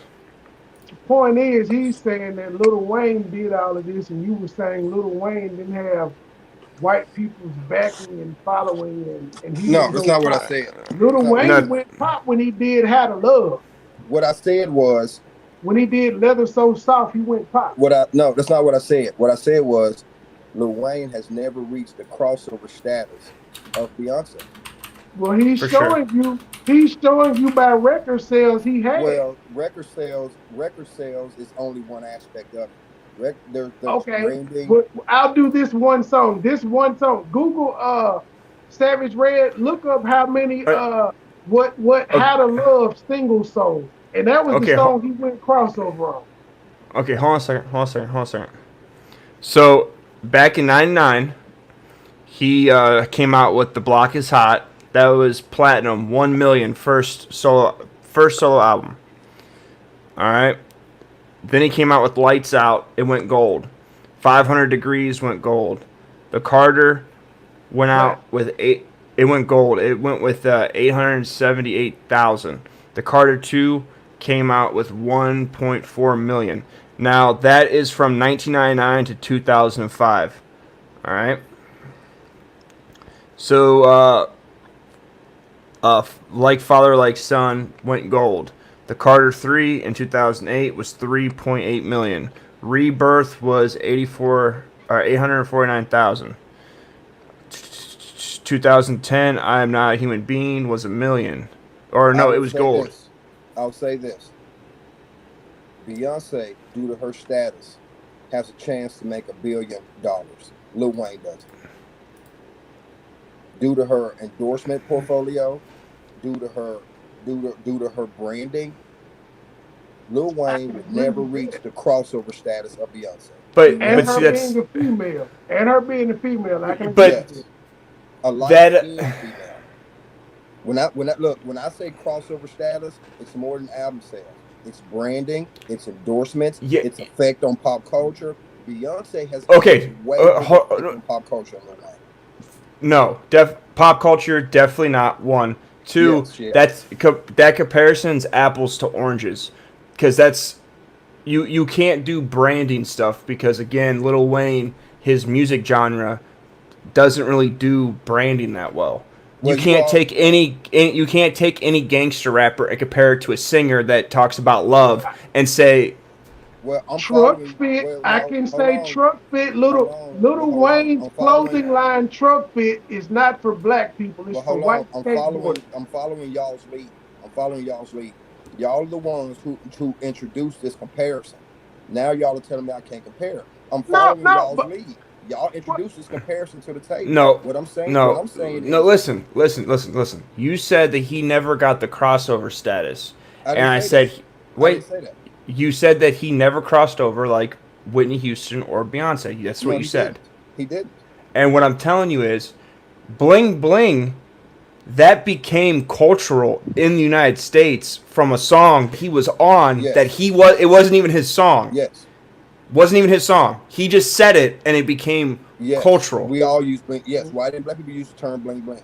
And what I'm saying is, when it comes to the overall branding of an artist, Lil Wayne will never and has never reached the crossover mass appeal of Beyonce. It just won't happen. Beyonce has a chance to make $1 or $2 billion before she's done. Remember, both of these people are young.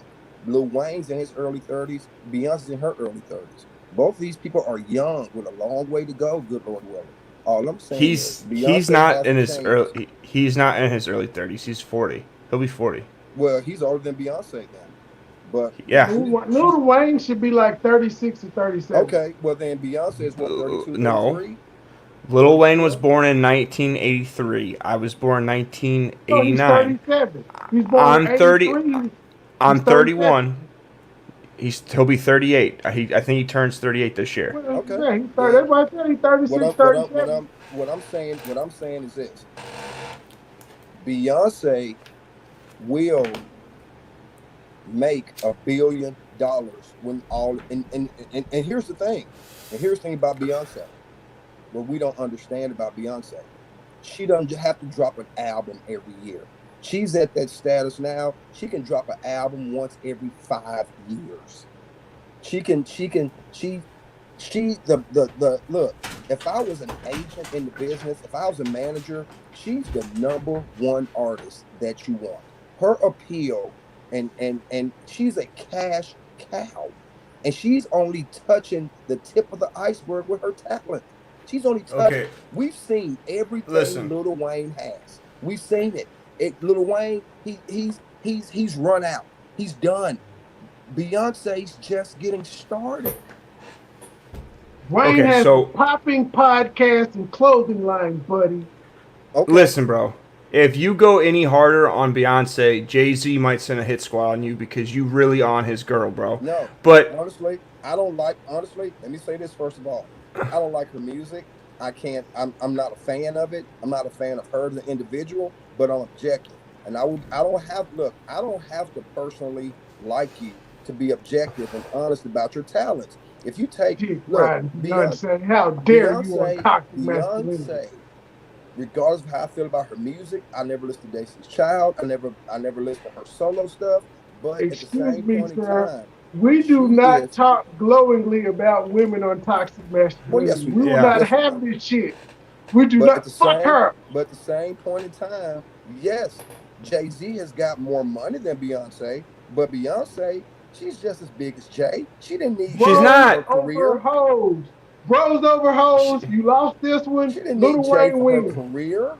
Beyonce was coming regardless. If Beyonce would have married me, she's still be in the same place. She didn't need no, she Jay. wouldn't. Yes, You she can't would. Oh, even fuck. say Oh, no. Yes, she ho, She, ho, ho. yes, she would. no, bro. Foul on the play. No. Now, talently, she would still be in the same place, but you can't say that Jay Z didn't have connections that fucking helped her. Come on now. Bruh, bruh. Listen, No, no, no, no, no, no, no, no, no. Jay how Z many? had connections that helped her. He dated Name one. her when she was Name one. young. He Name got with one. Beyonce when she was like Name 18, 19. name one. Okay, What do you so mean, how name many? one? I just Wait, told wait, you he wait. got with Get. her when she was like Name 18 or one. 19. I will. Name one. I will. So, "Crazy in Love" was a big song, right? Who Yep. was on that track? Jay. How many albums is he on? How many of her albums is he on? How many world tours have they done together? When they went to the DNC in 2016 and did a free concert, was it not Jay Z and Beyonce? True that. But also, Jay Z needs Beyonce more for his branding than Beyonce needs Jay. No, he doesn't. Yes, he does. Ah, Yes, he does. Jay Z was an established brand before Well, Beyonce. well, no. Here's the thing. Here's the thing. Rockefeller Y'all, was no, no, selling no, no, no, no. units See, and clothing before Beyonce. Before Beyonce came out, Rockefeller was selling here's units here's and what y'all clothing. forget. Here's what y'all forget. I remember. They were I'm selling older. I'm 40. champagne, making movies. I'm 46. Stay I remember. I remember the old Jay. So, I remember the old Jay. I remember the '95 Jay. I remember JC, Reasonable fuck with Doubt. the boy. I'm dick riding for you right now. Fuck You with gonna the let me? boy, Jay. You gonna let me It's make my the point? Rock Nation in the building. You gonna let me make my point? Thank Yeah, you. I'm just doing What antics. I'm Talk. saying is, you gonna? Can I finish? Thanks. What I'm saying is this. I remember the old Jay. I remember the '95 Jay. I remember the Reasonable Doubt Jay. The best album that Platinum, Jay. platinum, Can I finish? Can I finish? platinum. Just No, add that in there. Platinum. The that's OJ not was true. platinum. First album. I'll First let you album, talk. Well, platinum. no, I'll Second let you album, talk. Then I'll finish. platinum. I'll let you talk. Third Then I'll finish. album. I'm just saying, when you throw out, you remember the 95 and 96, Jay, and them albums say platinum, platinum, platinum, because he did 9 in a row. So we're not gonna let you just shit on Jay like that. Because That's not true. when he read Little Wayne's and Destiny's Child numbers, they did not consistently have platinum albums. Don't do Jay Now, like that. now I'm gonna say this. Are you done? Don't do Jay like that. Here. He the Well, only one standing from Dame Dash, Beanie Siegel, the whole fucking operation. Mark. Put some Here's respect on that man's name. here's the thing. Here's the thing that you forget. You can't make you can't respond to a point until I make it. You can't I respond. just felt You like can't, I no, just but I'm felt just like saying being no, an no. asshole because this toxic Well, masculinity look, if we're keep look cutting 7th grade out. if we're going to get to the point where we won't let each other finish our opinions, then I'm out. Then I'm out. Hey, man. That's where I'm at. I Part thought of the, we were talking as men. sir, If you're sir, going to be like, hey, look, if you're going to be like this, then sir, I'm out. sir, part of the show is entertainment. What I just did was entertainment. Well, look, well, You can look, finish your you can well, finish your I point. respect I that, just had Ben. to being cut off and interrupted and can't get your point across is not being entertained. I sit back and I listen to you and I pay you both all the respect in the world. I just want it back. If it's not going to be that, then I'm out. You gotta say, but actually, when Savage, every time Savage gets into a point, you cut him off. Well, then It's check okay me on though. it. Well, then check me on it. But No, at the same it's point in time, I don't then check me know. on it. I'm If I not do gonna that, then check. check me on it. But don't. No, But because don't. we don't. No, because we're all getting a chance to talk, and as I said, that part was part of the And once entertainment again, side. and once Go again, you ahead. can't. Once again, you can't respond to a point until I make it. You can't respond out of 10 words out of my mouth. That's impossible. Got Now, you. So you were I'll say saying that this. you remember 95, Jay, 96, Jay. Go ahead. I'll let you finish. You keep saying you're done, but every time I talk, you try to talk. So are we done? I'm trying to bring us up to speed. So you said you remember 95, Jay, 96, Jay. Go ahead.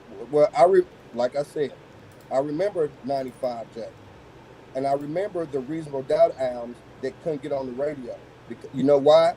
Because Jay can even get into the Billboard because Pac, Biggie, and DMX were running, were running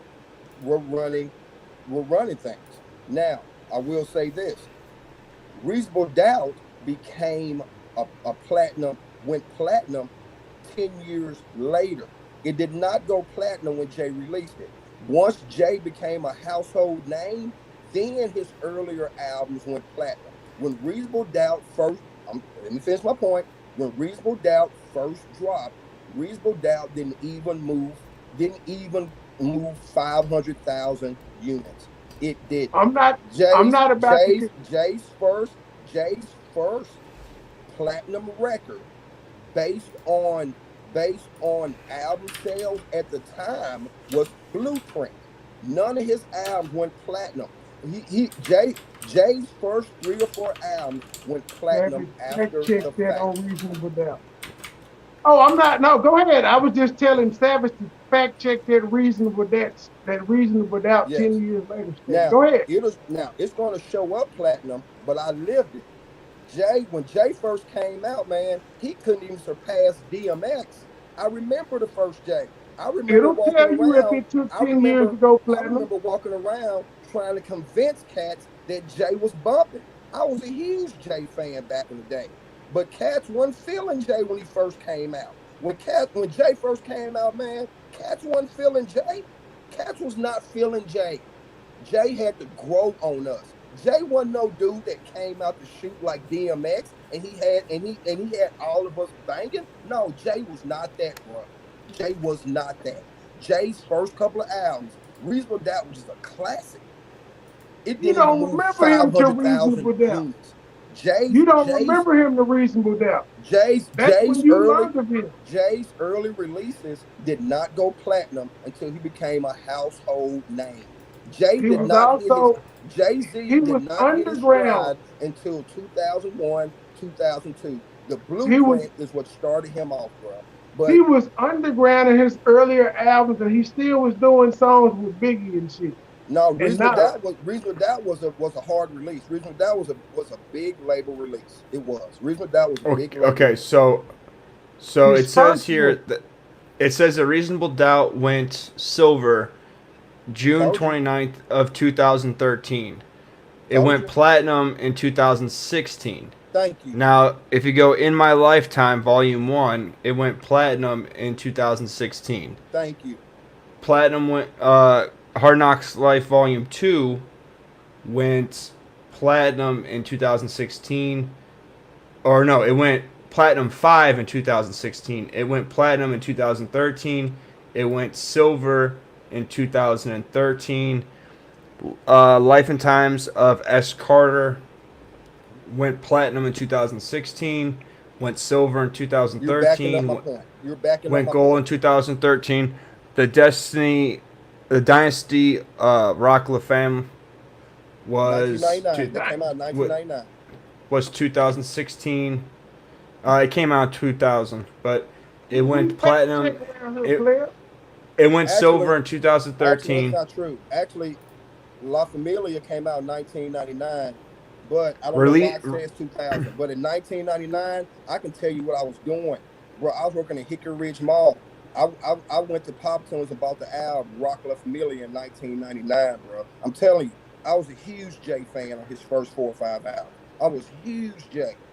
Honestly, I was the dude that was walking around telling people that Jay got big, that Jay is Well, very big. it says that it was released October 31st of 2000, and this is from his Wikipedia like page of all of his albums. The But blueprint, the blueprint went gold 2013. It went platinum in 2013 and went 2 times platinum in 2016. there you go. The Blueprint 2 went gold Let me ask you this, 2013. Savage. Let me ask you this, Savage. Does he Hmm. have any album now, like you just said, and what I just said? Jay's earlier pieces, they went platinum after he became a household name. They did not go platinum when they were released. That's what I just said. That's what I But just said. not, them Yeah, motherfuckers but went. what you also are failing to remember is who's the top selling hip hop artist of all time right now? Man, I I would say, man, I don't know. Eminem, I'm pretty sure it's Drake. Drake. I wouldn't have guessed that. I'm not a huge fan of Drake, but like I said, Guess but I who will signed say, him? but I will say this about Drake. Drake has the advantage of digital. Of he has that advantage, so that has to add to his numbers. Yeah, but that's Yep. record record sales. Oh, Drake came out in 2010. Streaming wasn't really big back then, and Digital was big in 2010. not like it is now. Okay, not like it is now, but They it still did have sold the albums advantage. then. Well, Not it's not really an advantage because album sales have been declining since the early 2000s yes. every year. What I'm saying is nobody in this podcast would dare say Drake's the best rapper of all time. Drake has had some advantages that earlier artists didn't have. That's all I'm saying. He has. Regardless, his numbers prove that he's got the numbers, and Wayne True. signed him.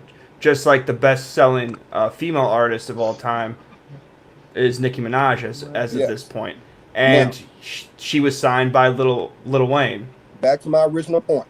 Back to my original point. Jay's early releases did not go platinum when they were released. They went But that platinum after he had became a household brand, and a lot of people went back and bought his earlier work. but that's But not because he married Beyonce. no, it's not because he married Beyonce. I never insinuated that. Look, what I'm saying is this: both Jay and Beyonce did not need each other. Both would have been huge regardless of whatever. Beyonce didn't need Jay. Jay didn't need Beyonce. Neither one needed each other, bro. Neither one. If you're gonna sit here and tell me that Beyonce needed Jay Z to have her career, and if you're gonna tell me that Jay Z needed Beyonce to have his career, that's crazy. That's Beyonce crazy. Beyonce wouldn't be where she was at Yes, she unless would. she would no. She would still be talented and she'd still have success, but she would not have hit the ceiling that she's hit without Jay. If that was the case, they wouldn't have done so many albums together. They wouldn't be doing so many tours together. Like you can't say, well, they out of the last 10 tours they've done 9 of them together, and she could have done all that without him. I don't like Well, that's you know what? disingenuous. We'll have to agree disagree on that one because you're not going to convince me, and I'm not going to convince you. So we'll just have to chalk that up to agree to disagree. What's that one song? When's What's that one song where she did really good and she rapped about her husband cheating? Oh yeah, that one with Becky with the good hair. That probably wouldn't have been written if he wasn't getting head or whatever with Becky with the good hair. Her Probably. biggest hit, check up on it would have been written. When was that written? What was that? What do you think, Money Boy? Like 2006 or seven? Check up on it. I know We'll, probably about we'll three go. years after, because like I said, I remember them doing the '03 Bunny and Clyde on his album. So it's probably about, it may have been between '04 and '06. And that double album was trash. The Blueprint too. That was trash. That was Okay. trash. No, it wasn't. Okay. Yes, it was. No, That it was wasn't. trash. Okay, so all right, so right here, I got the numbers. It says that what is Beyonce's top selling song? Perfect. It may surprise you, but Beyonce's biggest hit, although it's not my it will not be my ironic single ladies, is her most popular song. Oh, single ladies. I forgot that one. That should have. Yeah, that makes sense. All the single ladies, all the single ladies, Yes. all the single Yes. ladies. That's why she should be celebrated because she promoted degeneracy amongst black women, and that's why it's so many strong, independent black female dogs walking around now. And that's the reason I why our communities are fucked up. I Really, have a Mark? f- Do you I really have a believe that? feeling I have a feeling that if Jay Z put all of his stuff in a box to the left, he probably they probably wouldn't be where they're at right now. Do you want to argue that black women are the reason that the community is in the shambles that it is now? Would you care to argue that? I would Women's not say, God. to respond to your point, Mark, that is an aspect of it. That is an aspect of it. Yes, but I'm not going to It's sit a here and say huge it's the whole aspect. reason. I'm not going to sit here It's and say a it's the huge. reason. It's if we had a pie chart, it's 95% black women. No, it's not. No, it's not. No, it's not. Who is raising these? Who? If you're gonna blame the men, who's raising these little shithead men? All the single ladies. All the single ladies. All the single ladies. Uh-oh. Also, who took welfare in the '60s? Who decided to take welfare? Who was that? Was that the men? All the single ladies. All the single ladies. All the single ladies. Uh-oh. Every time we have a point that points out to black women, I'm gonna sing it, just so you know. Well, you and Savage both make a very good point with that, and I'm laughing because the way you present it. I'm not laughing at the point. I'm laughing at the presentation. Okay, let's make that clear. But at the same point in time, let me introduce this. Yes, Mark, you are right. That celebration of we don't need no man. Yes, it has attributed to it. But at the same point in time, we have to take into account too. Also, this when black men were running the rap game, we have to also take into account that we didn't show our women a lot of love either when black men were running the rap game. Question: Who? When were black men running the rap game? Well, in the era that I grew up in, the black male artist was at the forefront of hip hop. So But when was this? clarify that. Let me clarify that. The times I grew We up in. didn't You want to make a point? we I didn't just want to show know the the women years. love. Big Daddy Kane, and Cool Mo D, Yes. LL Cool J. My bad.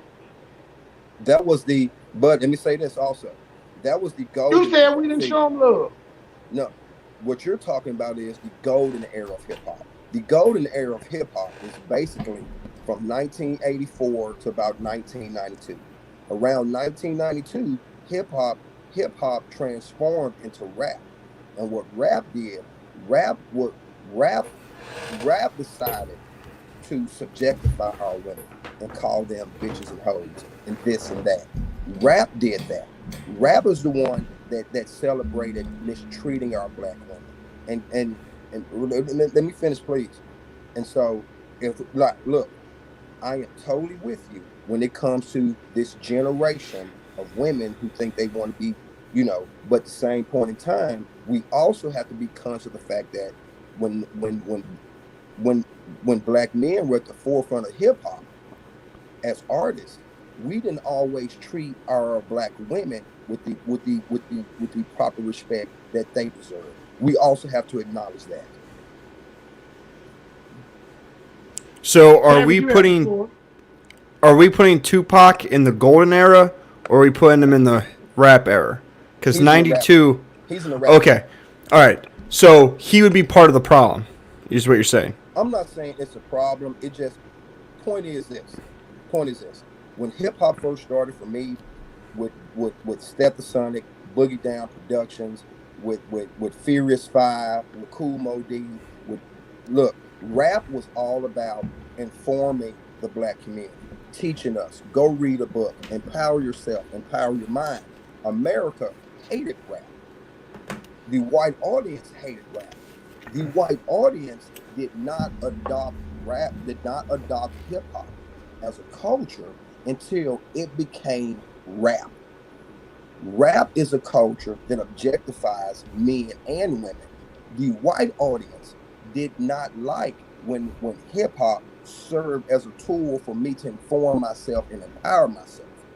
The white America did not like that. White America only came into rap culture when rap became all about my bitch, my gun, my drugs, my dope. That's when white America adopted rap. When rap became destructive to the black community. That wasn't my question. Quick, My question was, quick point, and Savage, you can have it. You said that we didn't do a good job We of did, uplifting our women in rap. I and I'm give you guilty of that. it too. But who are the main people that consume shake that ass bitch and let me see what you got? You're right. All the single ladies, all the single ladies, all the okay, single so ladies, all the single. okay, so I'm gonna go back to my question, and then I'm going to destroy your point. So the question was, are we gonna put 92 after as the problem? So Tupac is in that section, correct? I'll say this about Tupac. And Tupac is an exception because of this. Tupac, what was great about Tupac was this. He was the only artist that could thrive in both genres. Remember, Tupac also brought out Brenda's Got a Baby. Tupac could be what you wanted him to be.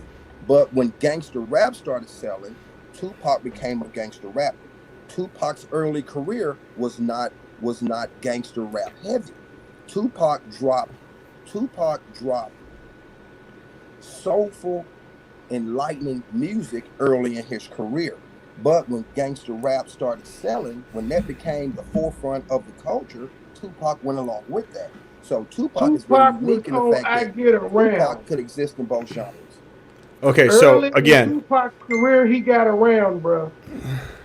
okay, so I need a yes or a no. That's what I'm looking for. A yes or no. We including Tupac in 92 after, or are we including him in 92 before?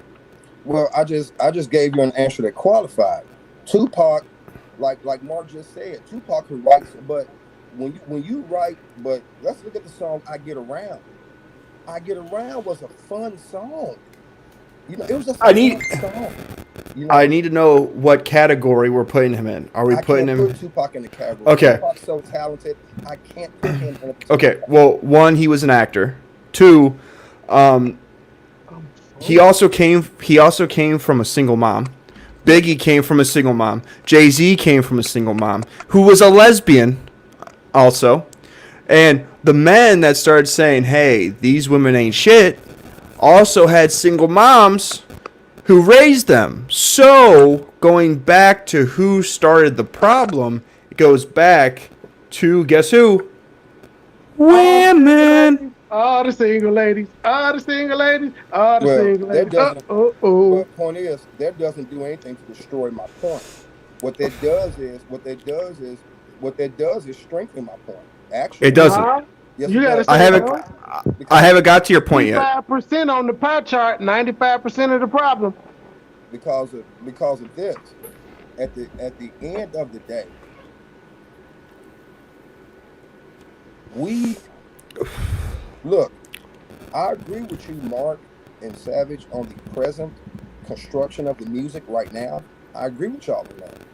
All I'm saying is, when machismo was the biggest part of rap or hip hop slash whatever, however you want to call it, we didn't always treat our women with the proper respect that they deserve in hip hop. We didn't. Man, And nobody's going around All treating right. their women based off what they hear in a rap song. Anyways, to get back to your point about white people. All right. I made no So point. I made no point about white people. You said white people didn't accept rap until it degraded black women, is what you said. No, that's not what I said. You're mischaracterizing my words in a very egregious way. No, that's not what I said. I will repeat my point because I don't want my point. I don't want my point misinterpreted. What I said was this. I wasn't speaking about. It wasn't about white people. My point was about fact. What I said was this. When hip hop first started, and it was all about Furious Five, Africa Bambaataa, Eric B. and Rakim, Boogie Down Productions, Public Enemy. When rap challenged your intellect and forced you to think outside of yourself, and when rap was empowering black people, what I said was white America and pop culture wanted none of it. They wanted it silenced. Hip hop. See, I'm 46. I remember the time when these hip hop artists, they weren't getting Grammy Awards. They weren't put on MTV. These things weren't happening. But once hip hop became rap, and once it started feeding into the negative stereotypes of black America, once we became thugs and hoodlums, once black women became bitches and hoes, yes, white America and pop culture adopted rap. Yes, that's just what happened. That's So not what you're about saying white is, people. That's just facts. so That's what what you're saying that's what I is just black said. women are 95% of the problem in the black community. That's what you're saying? I don't think that. I just don't. Okay, so fun fact: May 15th, 1986, Aerosmith and Public Enemy released a song. Walk this way. Walk this way. Correct. On the Brazen Hell album. And that was in 1986. Just saying. So, white people had adopted it when it was also teaching black people at that time, because it was the 80s, right? Gangster rap didn't start to the 90s, Well, right? Well, like So, I said, so it crossed over. Wait a second. It crossed over. All right. And then the artists started making music that was degrading people, and it became popular because years earlier it had crossed over with Aerosmith and with Public Enemy. no, that's not true. That's not true. How did it not here's cross the- over? No, that's not true. Because here's the thing. There's an exception to everything. Sure, Run DMC and Aerosmith did the album together. I love the album. Hey, I watched them do it live, so I love the album.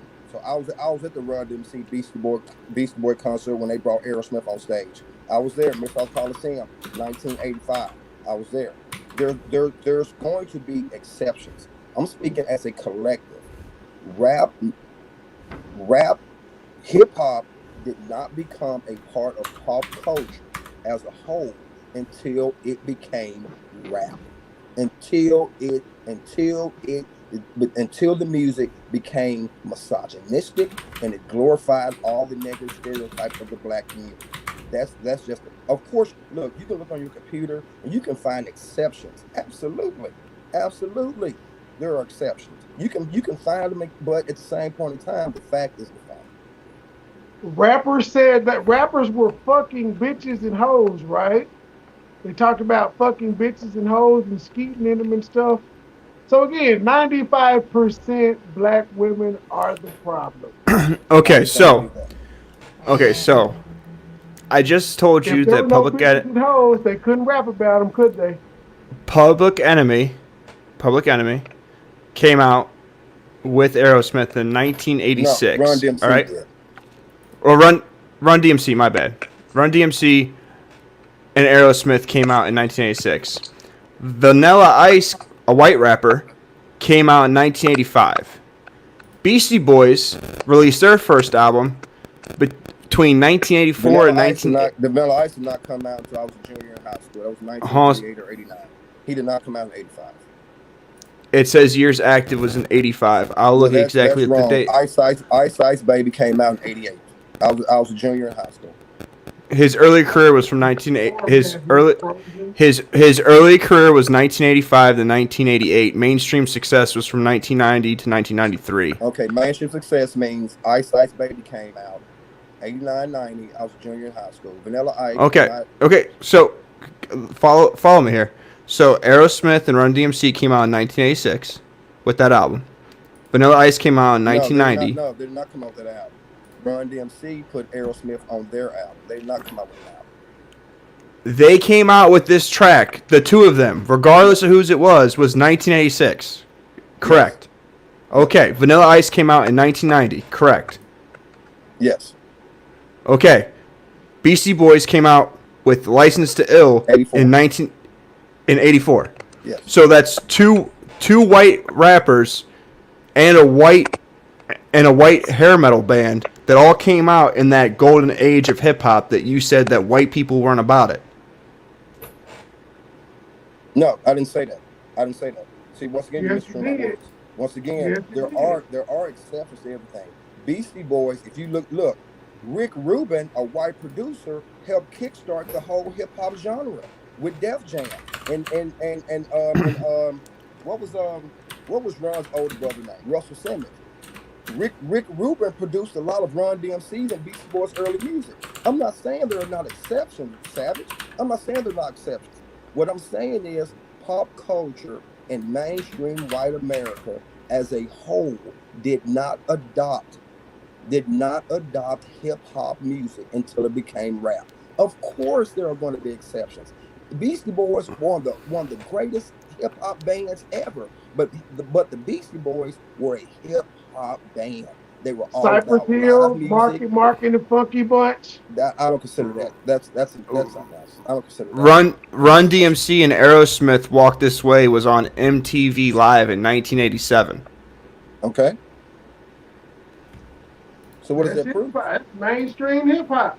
That's That was the mainstream. white people. There weren't rappers on MTV at the time. Since I lived it, let me also say this. That was Run DMC was the only hip hop group on MTV. So I lived it. Your computer, look, I get it. You're looking up facts, but your computer doesn't tell the whole story. Of course, there have been great white artists. I can name white artists that help build hip hop right now. What about Third Base? What about okay, Third so Base? What about so wait. So Aerosmith and Run DMC went on in 1987. August of 1988, MTV Raps, a 2-hour television music video program, debuted, which first aired in MTV Europe in 1987 to the mid-1990s, and MTV US from August 1988 to August of 1995. So before your... No, I'll also say this. That's a mischaracterization because Yo MTV Yo Rap should have been called MTV Yo Hip Hop. It should have been called that because something wrong. No, just that's what it's named, MTV Raps. Oh, I don't see y'all no more. That's what I'm asking. No, it's just called MTV Raps. That's all. No, I don't know don't see y'all anymore. Yeah, something's going on with his connection. Yeah, can y'all hear me? Yeah, we can just see you. You're breaking up. Okay. I'm frozen. Hold on. I don't know what the fuck's going on. Y'all are still in here. It looks like it. I can still see y'all moving. I've been frozen for a minute, so I was trying to see if I could fuck with myself and come back, but I don't want to remove myself from the stream. I don't know what the hell's going on. Where'd y'all go? I see y'all. I touched y'all. Y'all should be in there. Well, I'll go back to my original point. When I said this, we can name plenty of Caucasian white artists that made great donations to hip hop. We can go past Beastie Boys. We can go into Rick Rubin. We can go to Third Base. We can go to Instant Search. We can go to Pete Nice. We can go to all these wonderful Caucasian artists who made donations to hip hop culture. But the golden age of hip hop was like from early 80s until about 1990. Then when hip hop became rap, that's when America really adopted it. That's when America adopted it. So the first person to win a Grammy Was Will The Smith. first was Will Smith in 1998, He was not a which hip who hop. He did, was not a hip hop artist. He was not hip hop. Will Smith was never but seen as a.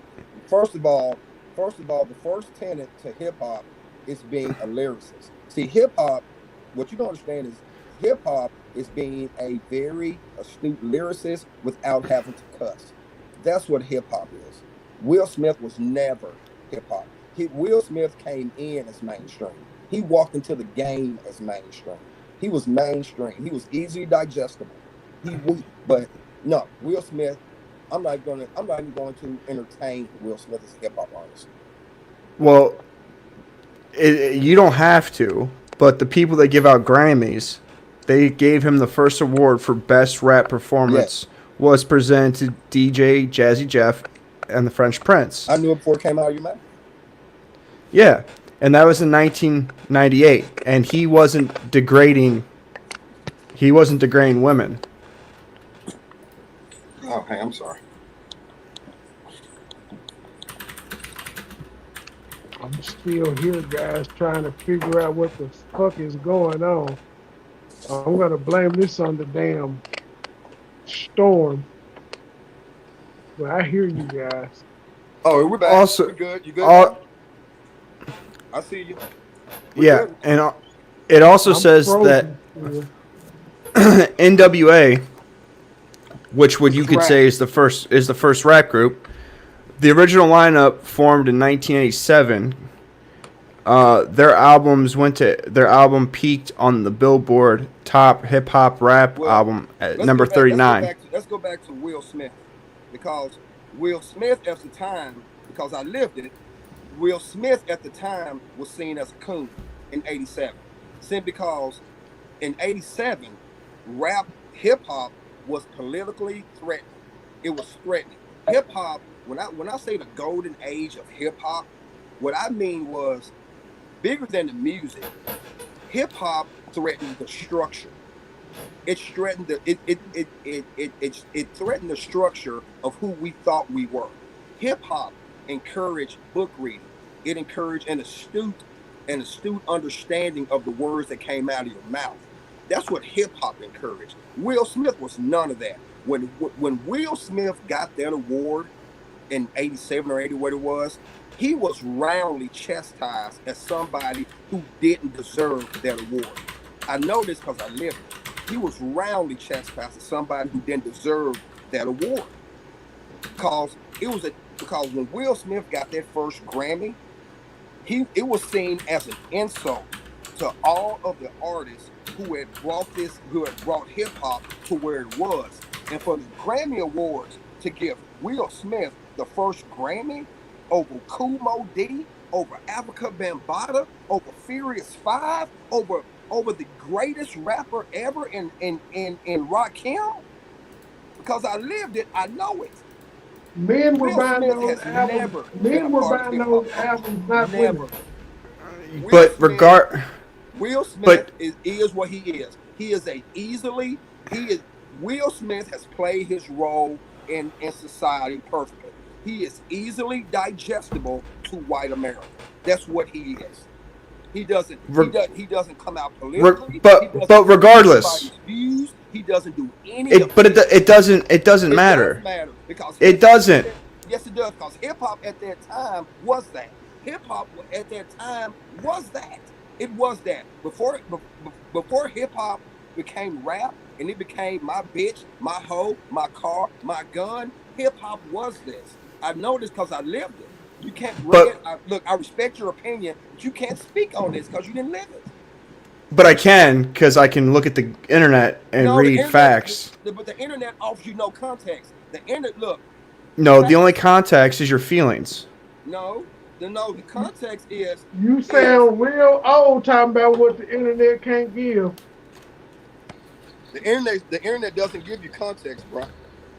I don't need to read context of the internet. I can read the facts. No, I'm gonna tell you something, bro. I'm gonna tell you something right now. Context is just as important as facts. No. When we're speaking in retrospect, which we're speaking in retrospect. Yeah, but just as important as facts.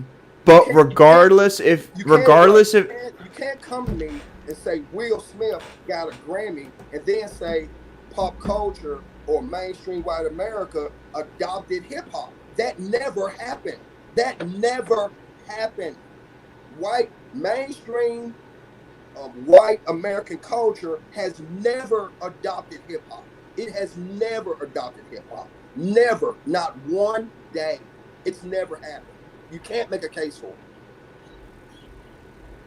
I have. No, what you have done is you've given me selective facts. Those facts are great, and I've acknowledged that. I've acknowledged that. There are exceptions in every rule. You talk about Will Smith. I can name you plenty I haven't even got of to talk about Will Smith. well, I You've can cut me I off every time. I can name you plenty of Caucasian hip hop artists who donated greatly to hip hop. We talked about Beastie Boys. We talked about Rick Rubin. Man, we can talk about MC Search. We can talk about Pete Nice. We can talk about Third Base. Well, So, but let him present his case. Let him present okay, his case where white people adopted hip hop culture. Since you said they never have, let him present his case. You, it doesn't matter if you think Will Smith was gay, a rapist, or you thought he was a coon at the time. The fact of the matter is, the Grammy is mainstream. So in 1998, main it hip hop, rap, whatever you want to consider, a black artist making a rap to a beat happened in 1998. You've got white artists who became famous in the 80s during the golden era. You have a big group crossing over to a white group and getting on MTV. After that happened, the next year they then put rap on MTV. Like, I don't understand what you need for mainstream. Like, well, if no, but what I need like from Let him finish. mainstream is that Let somebody him said, finish. okay, I'm if sorry. Terrence, you gotta let him. Terrence, you I gotta if let the him finish. apologize.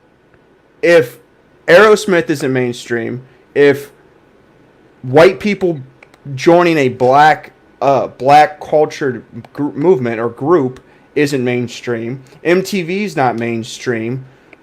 Like, what do white people have to fucking come in bus loads and No, like bow to black rappers? Like, what is no. Well, first of all, where does white people accepting it cross okay. over? Well, first of all, let me say this. Let me say this, Red. I'm not a. You're taking it kind of personal. I'm not talking about white people. I'm speaking factually. He's definitely not taking it personal. Okay. Kind of what we Well. do. We debate for a living. Okay. Well, let me say this. It's not about. Let me reassess. It's not about white people as much as it is fact. I'm not asking for white people to come in busloads. You've given me some very pertinent facts, some very good facts. What I'm saying is the facts that you present to me, which I already knew, they're exceptions. They weren't the normal.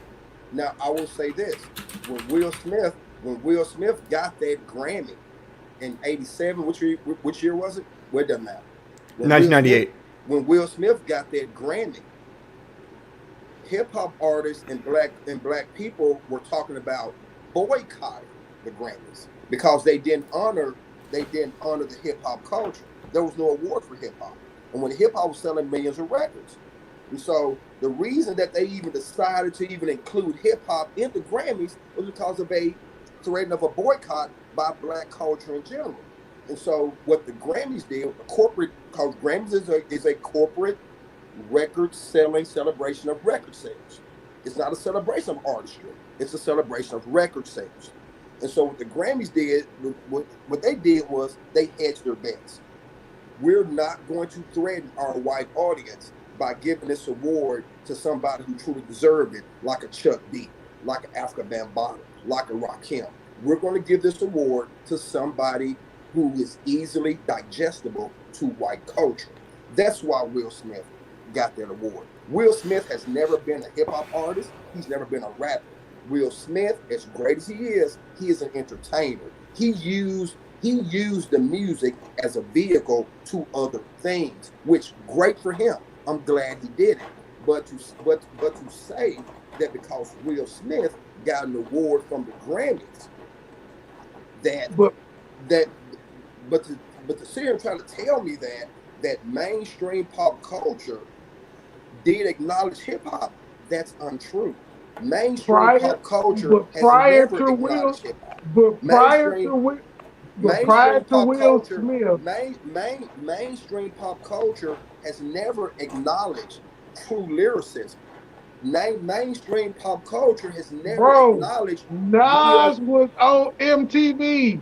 Nas was on MTV, bro. He just pointed out where Run DMC did shit with Aerosmith, which got them put on MTV for the first time ever. And then the next year, they went full time with rap. So you can't say white culture did not embrace hip hop. I never said, yes, I can say that because once again, I will Well, make this you point. can say it, but it's not true. I will make this point again. I will make the point again. The exceptions that you all give me are quite true. They are quite Exceptions true. mean you But to can't say but the to but to statement that you but to but said. to You have to but to rephrase but your to statement. now, but to sit up here and say that mainstream pop culture, white culture, whatever you want to call it, has ever adopted pure hip hop, it's the same thing as as They country did. music. It's How the many same thing. black how It's many black people you know about Vanilla Ice album? once again, I don't know how that point plays in, That is but I white don't know. culture. But That at the is same point in time, Vanilla Ice sold I my will point. say this. Vanilla At the Ice end of the day, sold. I will say this. The Can I get a record the can I get a word in? Can I get a word in? Well, Because then you you asked, I interrupted don't me know. you You interrupted asked, me you when I don't. was talking. I'm just returning the favor. You interrupted me when I'm just returning the favor. I Dude, mean, I've been frozen in. I've been at the frozen. end of the day, I have been when frozen in the when background for like when 15 minutes. hip hop became rap, the record sales in white culture went up exponentially. They went up exponentially. When My point with Vanilla Ice was black people weren't buying Vanilla Ice albums like that. Vanilla Ice performed in the hip hop genre. No, we didn't. No, we didn't. Vanilla Ice sold millions of No, albums. Vanilla Ice no, sold out. Vanilla no. Ice Hip sold out. What do you call it? Look, He just sold because out arenas. He I sold think out you're arenas. confused. So that Just is because white culture when I look, accepting. I think you're That confused. is what. Just See, you ain't because see. just You're because not an even let. album You're came out, not letting. I didn't just even finish because my an point. album came out in the I golden ain't era of finished my hip point, hop G. does not make it hip hop. There were I there ain't were finished. I didn't. there were I didn't plenty finish of my point, G. rappers who came I didn't. out during the golden era of hip hop. There were plenty of them. But the golden era of hip hop, when I say the golden era, that meant lyrical responsibility, knowing the responsibility of your lyrics, being astute in the game of lyricism. That's gone from rap. There is no more lyrical responsibility in rap. It left in No 1991. musical genre has ever. Once No. NWA came out, once No Snoop Dogg's genre of came out, music all ever had a lyrical standard of lyrical responsibility responsibility. left the music. Now, No look, genre of music has ever had the responsibility of lyrical responsibility. No yes, it other has. genre. Early hip hop No, did. Early no, hip no. hop did. Early I'm hip saying, hop did. why does, I'll tell you. I'll why tell. did hit? I'll Can tell I you finish? another. I'll tell you Can I another genre of finish my music. point? I'll tell you Jeez. another. I'll tell you another genre of music that's lost all lyrical responsibility. A genre that I love is country music. The early Hank Williams music, the early Hank Williams Jr. music.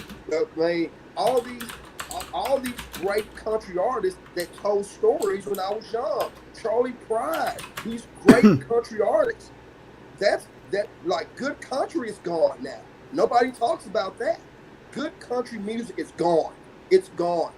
just like great hip hop. Country music talks about shooting girlfriends and wives and dogs and I don't stuff, right? I don't well you're just talking now. No, I'm asking. You just brought it up, but I'm saying what I was saying was no other genre because There's a there's a R&B. there's a generational divide here. I'm a little bit older than y'all. I remember when hip hop prided itself on I remember when hip hop prided itself on knowledge, on being socially responsible, on being lyrically responsible. I remember when hip hop spoke for communities and wanted community involvement, wanted communities to be unified, wanted communities to be astute in what's going on in the world. Explain Willie Hutch. Willie Hutch But wasn't hip hop, but but explain him. but what I'm saying Explain is him, please. the early 90s ushered in a whole new level, a whole new thing. It was called rap. And Explain when rap Willie and Hutch when back rap down music on and when 110th Street. rap music came in, it became all about the disrespect of the black woman. It became all about the disrespect of the black man. It became all about fuck the police. It became all about we hate the police. It became all about hip hop as a whole, rap music as a whole, since 1991, 92, has been a destructive force within the black community. And we have to own it. We have to own it. It can't just be about whites, Hispanic. No, we have totally backed up the type of music that's called our women bitches and hoes, celebrated the murder of black men, celebrated the drug culture in the black community.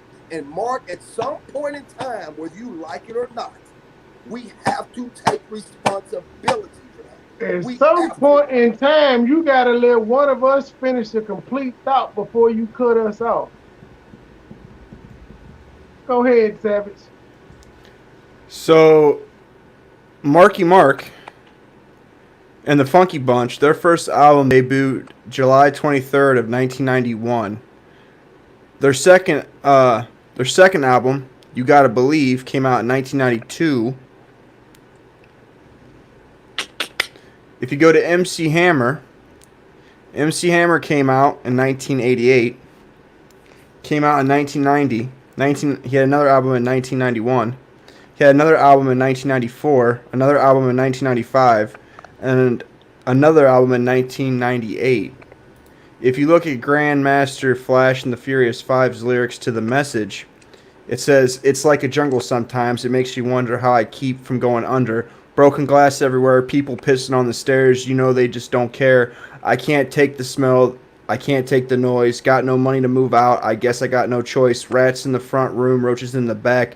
Junkies in the alley with the baseball bat. I tried to get away, but I couldn't go far. 'Cause a man with a tow truck repossessed my car. Don't push me, 'cause I'm close to the edge." I'm just saying, "Don't push me 'cause I'm close to the edge" sounds like violence. And this song came out in, this song came out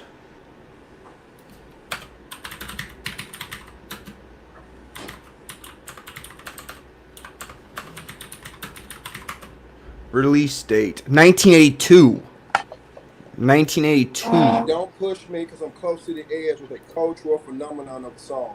How, Saying don't push me because I'm close to the edge is can he far finish, from Wayne? saying Can he finish, Terrence? he did. I No, thought he he did. didn't. You just came in and started talking. He wasn't Well, through. don't push me because I'm close to the edge is a far cry from celebrating the murder and celebrate selling crack in my neighborhood. Celebrate calling my black sister. See, Mark, the problem is, man. The problem is, I'm totally in agreement with your issues with black women. I'm almost totally in agreement. But the problem, but where me and you differ is this: you don't think the black man or the men in general have to make any changes. You don't think Never we have said to that. make any changes, and I've you never don't think said that. and you don't think we're at fault at all.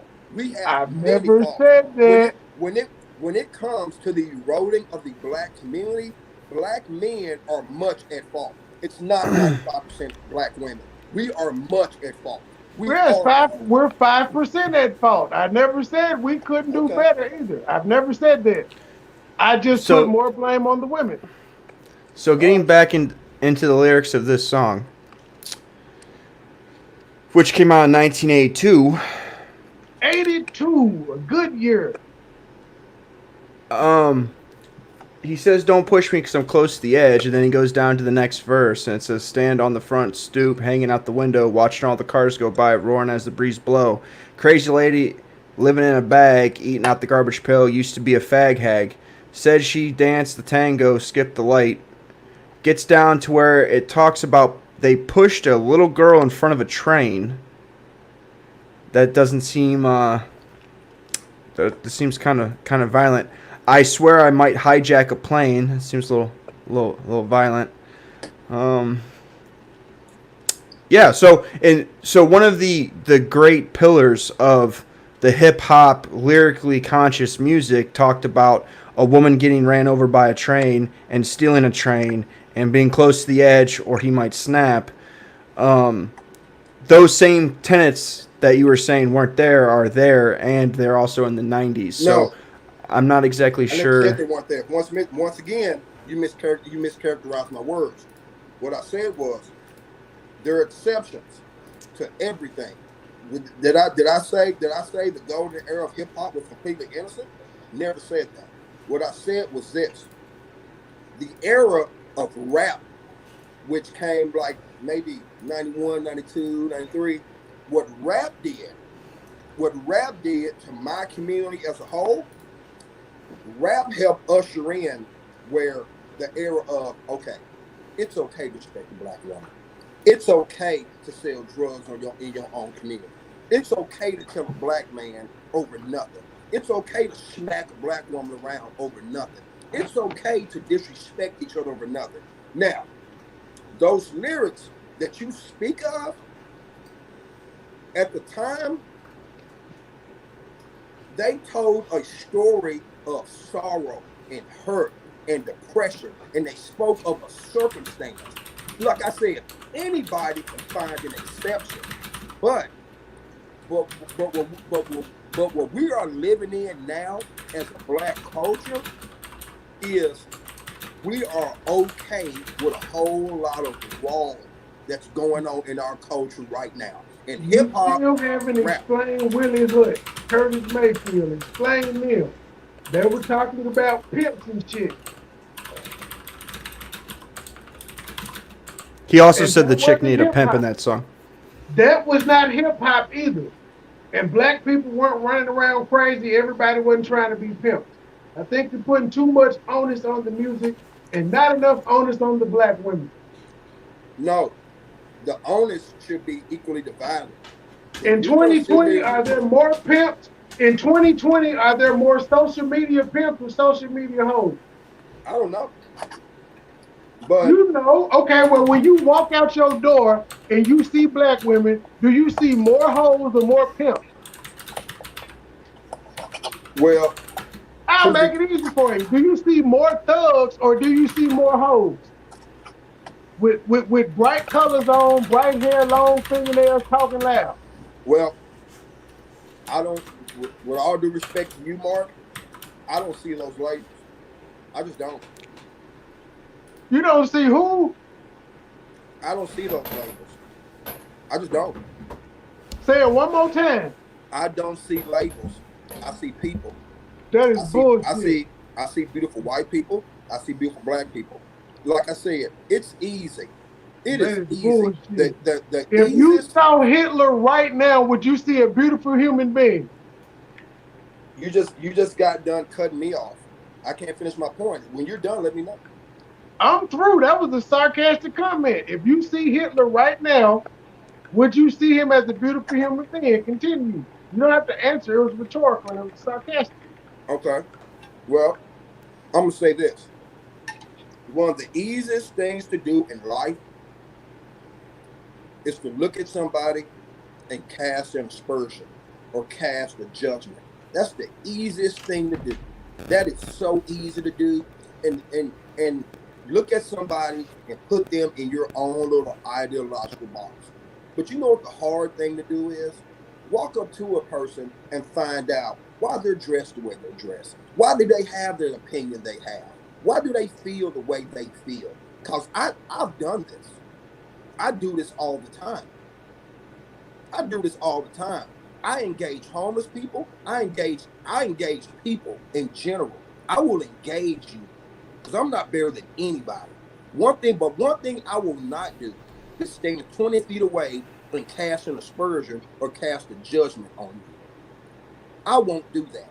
I don't care if you're outside looking like what people will call the biggest skank on earth. You're still a child of God and you're still a woman to me. And I am going to respect you.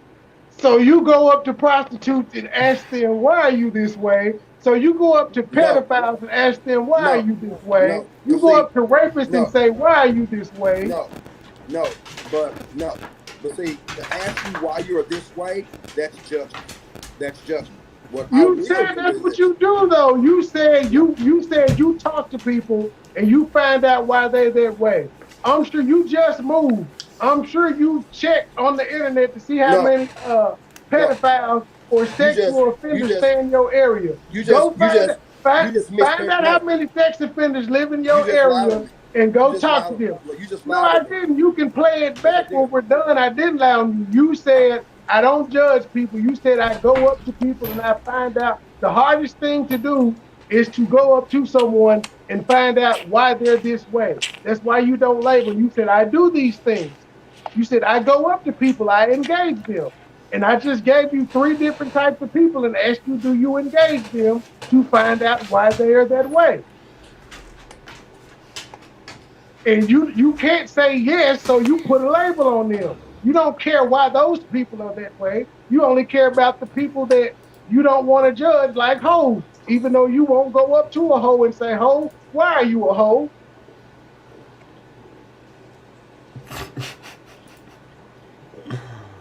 Uh, I want to know if there's pedophiles in my neighborhood. I ain't gonna go talk to them, but I'm gonna be on the lookout for their ass. so I Labels keep you alive. Labels are not bad. so I think that I think admitting that the white stream audience or black music going mainstream doesn't take away from the fact that the music changed and it is a destructive force. I don't think those two things necessarily have to be exclusive. But at the same time, in the early 90s, you have a lot of people that's moms were crackheads in the 80s, so their view on women changed. When you're selling dope to someone's mom and she's sucking your dick for a crack rock, you're not going to view women necessarily in the same way. When Tupac was coming up and he raps about his mom being a crack fiend, I'm assuming that his view on women is going to change as well. So there are multiple reasons of why the music changed. Not only that, but the difference between white people and black people as a whole is white people listen to rap music, and as a whole we don't go all out and try to live that life, or we don't idolize the music so hard that we all want to live a certain way. Exactly. There are Exactly. so like And I that feel has that. nothing to do though with the change in the music. It's just like if I bring over 2 keys of heroin to your house, you don't have to sell it.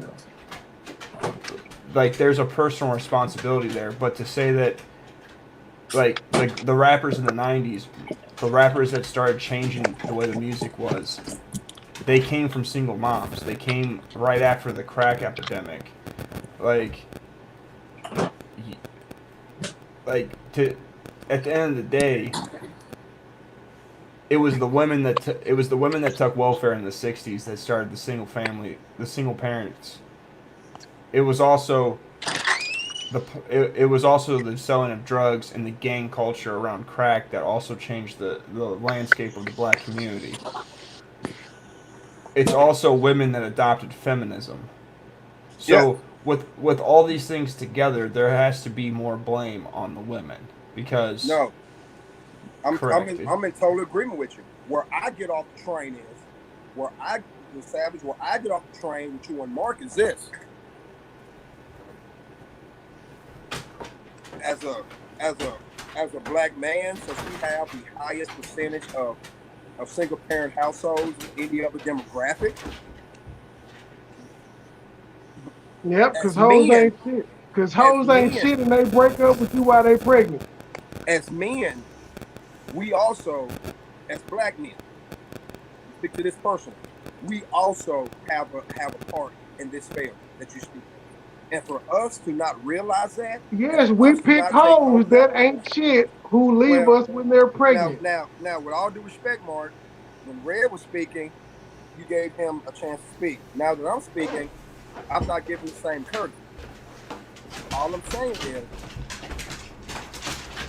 95% of the blame does not go to black women. Black women have a lot of the blame, but the blame goes on us too as black men. It does. And there in life, it does.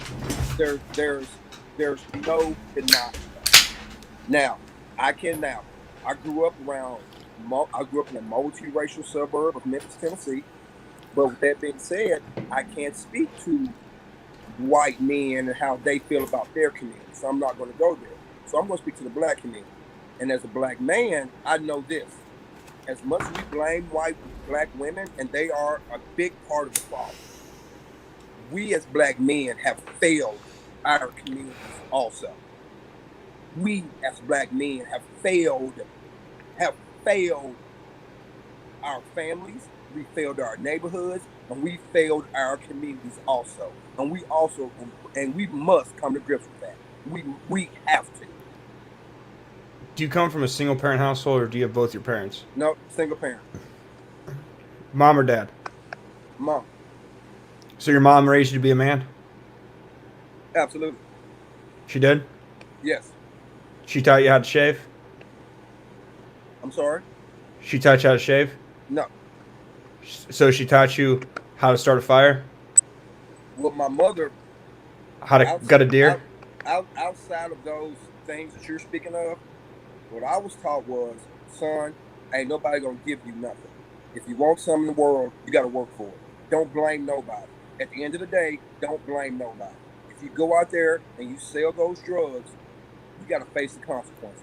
If you go out here, you do wrong. I was taught at home that my existence is based on my decisions, not on a white man, not on a Hispanic man, not on some fake bullshit of white privilege, not on some fake bullshit of systematic racism.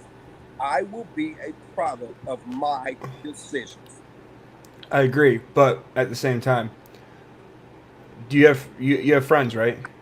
That grew up in Absolutely. the same neighborhood you grew up in? Yes. Did they grow up with single moms? A couple did. I have some. How'd they turn out? They turned out pretty well. No criminal records, no drugs, no getting killed. I can't say that. I have friends who faced the judge, did their time, and got out and lived their lives. They're living good So lives. their moms taught them how to be men. Yes. Okay. All But right. let me also say this. When you're raised in a single parent household with your mom, you miss some things. And a lot of things when you grow up without your father, some things you have to confront the world to find out about yourself. Things that should have been told to you, that could have been taught to you by a strong male hand, are taught to you by the world instead. You see what I'm saying? Were Okay. your And parents married? Were your parents married? I can't hear what you say. Were your parents married? Yes. so why did you grow up with a single mom? My father was murdered. Okay. All right. So another thing. Did he sell drugs? No. He was a truck driver. He was murdered in front of our home. Okay. So question. You said that you said the black community is emotional. Yes, very emotional. Are women emotional? Yes. And they raise the kids? Yes. Okay. Are men emotional? Black men are emotional, not like black women are. But are men, not just men, a man, like what you consider a man, are they emotional? Not nearly to the level of woman, but we are emotional in some.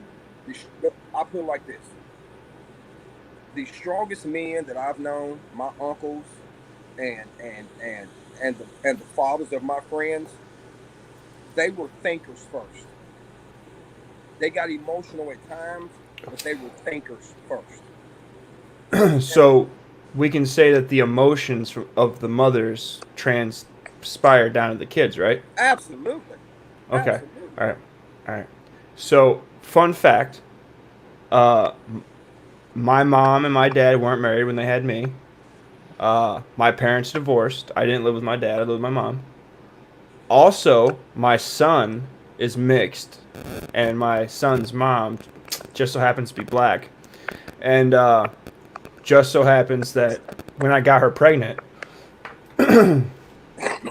I did what all self-respecting good men do. You know, You took I responsibility. asked her, I asked her to marry me. Right? Yeah. Do you know what she told me? What? No. Do you know why? Why? Because she said that getting married was a big step. Wow. While she was pregnant with my child. But getting pregnant ain't no big step. But getting married is. Correct. Correct. So, guess who chose to be a single mom? Bam. Bam. Now, Red, let me also say this. Are you I'll answer that may I question. may I may I Black interject? woman chose to be a single mom. May I interject, Red, for a second? Go ahead. What I'm saying is this: our current socio, whatever you want to call it, our socio patterns. You are totally correct. You are totally correct. These single mothers are giving their sons their emotional patterns.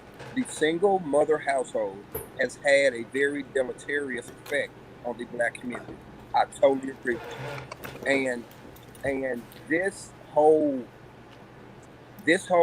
emasculation of men in general is a big contributor to our young men being feminized. Who Like started that? I will say this, okay? For example, a lot of these single mothers, you will take me out of my son or daughter's life because I missed a payment, but you're gonna have my son around some faggot all the time. Black women. You're gonna have my son around some faggot all the time. So your faggot ass coworker can be around my son more than me. 95% of the problem in Yes. the black I community. am, you know what? Yes, I am totally in agreement with you on that. Like I said, I'll say it for the 48th time. When it comes to the emasculation of our culture as a whole, you are totally right. You and Mark both. I am in total agreement. But all I'm all I'm all I'm saying is, at what point can we as men look in the mirror and say, is there anything that we can do better? Yeah, stop fucking hoes. Stop Is there fucking anything we hoes, can do man. better? And Men, I'm not, and, stop look, and you fucking know what? hoes. I'm not talking about. I'm not talking about doing better for a woman.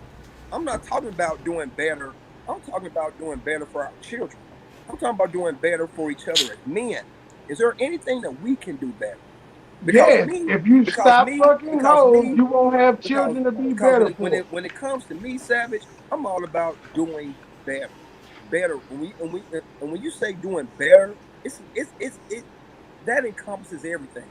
Your relationship with your wife, your relationship with your children, your job, everything. Every man and woman on this earth should ask themselves every day, what can I do better? Because none of us are perfect.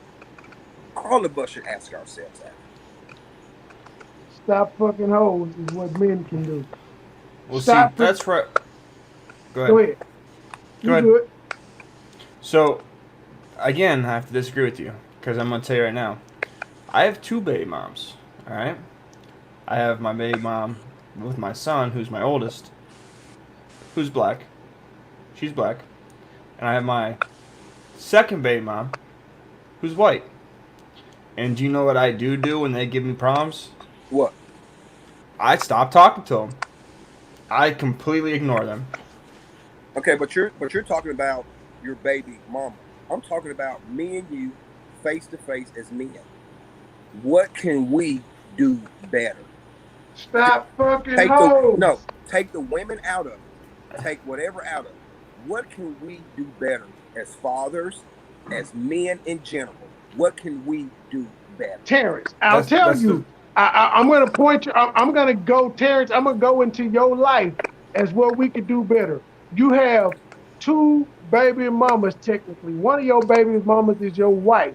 You fucked up the first time with a baby mama. You know what you didn't Well, do Mark. until Well, you hold were. on. Well, Oh, hold on. Hold on. let me No. finish my Hold on. point. No. Let me No. finish my point. No. Because you're not making a Give me point. No. 30. Give me No. What you're 30 telling? more No. seconds. What you're Give me saying is 30. no. Give me No. 30 more No. seconds. 30 No. more I seconds, can't and do you that. can. I can't 30 do more that. I seconds. can't do 30 that more. because you don't know that 30 story. more seconds. No. You don't 30 know more that story. seconds. No. 30 more seconds. No. You can't broadcast If that live, you give bro. me 30 more No. seconds, you I can tell can't. the story. If No. you You give me don't know the 30 more story. seconds, if you No. give me 30 No. more seconds, No. you can tell the No. story. Give No. me But then, 30 more hey, I'm seconds. out. So I'm what you out. I'm not did gonna. No. after the baby No. mom is you waited until you were married to have your second child. No. No. No. First of all, I can't let you share that story simply because you don't know that story. I've never I didn't shared go that into with you. detail. I No, did you're basics. assuming. No, you're No, I assuming did based on basics. your life I story. did You're basics. I said you assuming had a based child out on of your life wedlock. story. I said you had a child out of wedlock, and you were smart enough to not have another child out of wedlock. That I Well, didn't go into the your story. first statement was you fucked up with your first baby mama. That ain't what happened. That's not what happened. Nobody wants a baby's mom. I fucked up. I got four of them. I can admit I fucked up. I just don't because, want baby mamas. well, I wish I could have a wife. just because you don't know that story. You I don't know have that story. four baby mamas, and I'm saying I fucked up with a baby mama. Well, That like I is said, true. you're comfortable with that. I'm not. I'm not Because putting that. it's the truth. So you grew up wanting to have a baby mama. What I That's said what you was, grew up. That's what I what you said grew up was, aspiring to have is a baby mama. how you introduced that story was wrong. You're taking it personal because I just said I consider me having four baby mamas as a fuck up. You're taking it personal. I consider it because nobody grows up saying I want a baby mama. We typically say I want a wife and kids. So if you don't have a wife and kids and that's what you thought was normal as a kid and you went outside of normal, you can say you fucked up. That doesn't mean it's a bad thing. You learn from it. And that's what you, in essence, did because you had no, unlike me, I had three more kids out of wedlock and I'm still not married. You at least had the common sense to say, you know what? I'm not going to produce any more children in time with my wife. True. That's true. That's true. I apologize for jumping the gun, Mark. That is true. That's why I said, give me 30 more seconds, baby. 30 more seconds. But But it's at the, toxic masculinity. This is what we do. at the same point in time, you brought light to my point. When I was in that situation, I decided what can I do better. And I said, all of us as men can say we're going to stop fucking hoes. At the end of the day, are we trying to become better men or not? Yes, by not fucking hoes, because only a hoe would let you get them pregnant without the intention of marrying them. Only a hoe would say, you know what, you being pregnant is no big deal, but you marrying me since I'm pregnant with your child, that's a big step. Only a hoe would say that. Look, I'm with you all lockstep when it comes Watch to when we our put current. our dicks. I'm with you all lockstep when it comes to our current social climate. I am with you all lockstep. The emasculation of this generation's men is become is a major problem. that we don't discuss enough. That we don't discuss enough. But through all of this, through all of these changes, through all of this BS, women's femininity, this all this woman's empowerment, through all of this BS, I still must be a man. I still gotta be a man. I agree, and that's why I'm saying we need to watch where we put So our. we don't. So I don't get no choice in that. I still have to be a man. I can't succumb to the feminization of our men. I can't succumb. I just can't. I can't. I have to be a man in every circumstance. It doesn't. The circumstances are going to change daily. Your level of manhood can't. What better way of saying that I'm a man than saying fuck these hoes? What better way of saying I'm gonna be a better man than saying fuck these? Not literally women, but hoes. Men have to watch where they put their dick. It's simple as that. If we watch where we put our dick, we won't have no baby mama. We won't have no child support cases and all that other shit. Well then, Mark, why don't more men do it? I Why don't don't more men do know. it? Cause we love hoes. We just get them pregnant. You can love a hoe but not nut off in one. Exactly. That's why I said we gotta stop fucking them. Cause Okay, Bro, let me so tell you apparently, something, man. The great apparently our love of them gets us in trouble. the great Maya Angelou said, when someone shows you who they are, believe them. he So also fucked boys, but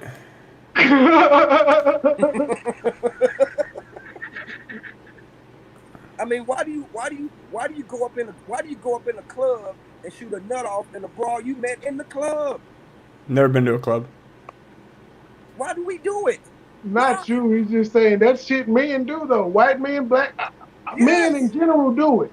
We meet a brawl, take her home for a weekend and shoot a nut off in. Why? Why? Well, some people like feet, some people like cream pies. You know.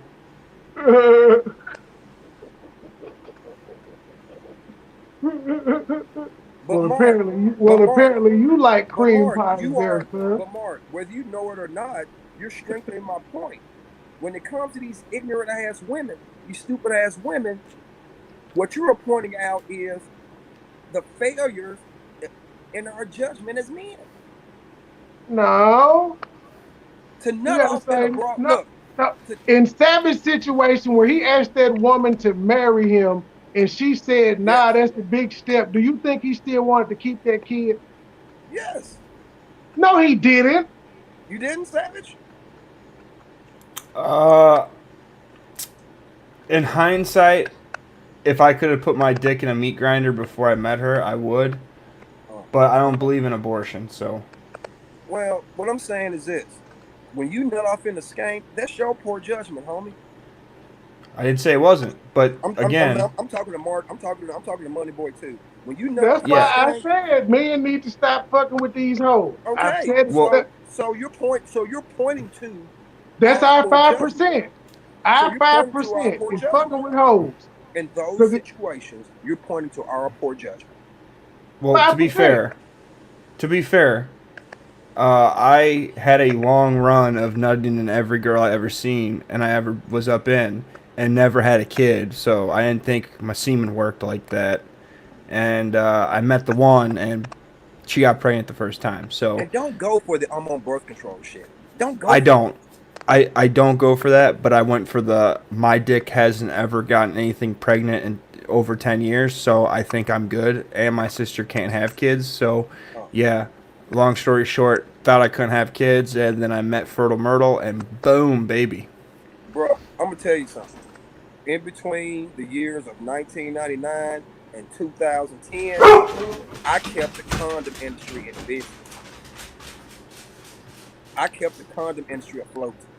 What are those? So I'm strapping up, bro. I'm strapping up. I don't Yeah, I look. strap up too. I put my shoes on and my strap. Hey, I feel you. But look, bro. I'm gonna tell you about me. I could be shit faced drunk, but I knew how to put that condom on. Well, unfortunately, after about 30 times of having condom sex, you just eventually start going in bare because y'all are comfortable with No, each bro. other. You buy them Magnum lubricated condoms, man. I'm Buy them telling you Magnum what lubricated. I'm speaking from experience. That's why I'm saying we have our part is we need to stop nutting and holes. But you want that, but at the same point in time, you want that no condom sex. You want to feel that pussy when you inside it. I Right. feel you, bro. But I feel you. there's responsible ways of doing that now with the plan B. Bro, no, because you can get a woman pregnant with pre-cum before you nut, bro. You dribble out cum before you Not actually with have an plan B. orgasm. You I can don't get a woman have Not pregnant with pre-cum, bro. I not don't with have a a leaky plan B. faucet. Huh? What you say, I'm I Sam? don't saying have not with a plan B. So even in today's time, if you're gonna be irresponsible with your dick, Bro, which we're not bro, advocating, Savage. you can at least Every buy a man, plan B. every man pre-coms, bro. Every man yeah, I don't dribbles a have little bit out before they actually nut. Every yeah. man pre-coms. Well, couple things. I don't have a leaky faucet. I'm 31. I just can't back out, so that's my issue. But um also with that being said, um you know, at the end of the day, you live and you learn. Well, you know Now what? I stay away from women. Cats, man, look. I love women. I love women in all their shades and all their I shapes. love them too. I I love, just know not to you know what fuck I'm hoes saying? no more. I'm gonna tell you something, bro. Like my wife, I can have a deeper conversation with her than I can with any dude. The intellect that we share, the conversations that we have, man. Cause my wife is desensitized. We can discuss anything. We can talk about anything, man. We can sit up and talk about anything and do it in an intelligent, articulate way. I'm just saying, man. Look, I get there are certain kinds of women that you Is she just part of that 95% of the problem? I can't. Hold on, I got a wind gust. Hold on, I'm back outside again. Now, what'd you say, Mark? What'd you say, I Money Boy? said is I said is and part of that 95% segment that we've been highlighting. Well, I haven't highlighted it. I don't think it's a 95% Well, segment. that I've been highlighting. I don't think I so. don't run from it, attack me. You said who? Um, my whole thing when it comes to women, That was a ever yes since or I no question, sir. It was a yes or no question. what was I'm sorry, I got these wind gusts in my ear, man. I can't hear you. I've been highlighting that black women are 95% of the problem But in the community why is it always black women? because we're talking about the black community and you were There's some talking stupid about how ass white women wonderful your too. wife was. You were talking about how wonderful your wife was. And I was wondering if she was part of that 95% of the black women that I say is the problem in the black community. Well, first of all, she's not black. She can't be part of the 95%. My man, I'm looking for a white woman too. I can't hear you. I said, my man, I'm looking for a white woman too. Black men, that's Well, also what you can do. Date white. getting a white woman won't solve your issues. There are plenty of Just stupid ass white women out here too. get you a Tommy Lauren, white black man. Get you a Tommy Lauren. Well, when it comes to women, I'm man. Look, get you a woman that wants you. Don't get you a woman that needs you. I think Savage is frozen up now. I think everybody's damn internet is fucking up now due to this damn hurricane. Except mine. And you fuzzed out. Well, But ladies and hey, gentlemen, we and we are can talk. having technical difficulties. We have been at it for 3 hours strong. This is Toxic Masculinity with your host, Moneyboy Trey and Terrence Thomas. I would tell you all when we would be back for the next episode, but we niggas, so we don't really know. We just pop up and do it. But Well, hey, man, hopefully, love to everybody. I'm out. Peace. Money Boy Trey on all social media. Y'all help me get those subscribers up to 300. Thank y'all. See you later. Bye. Like, share, subscribe, comment.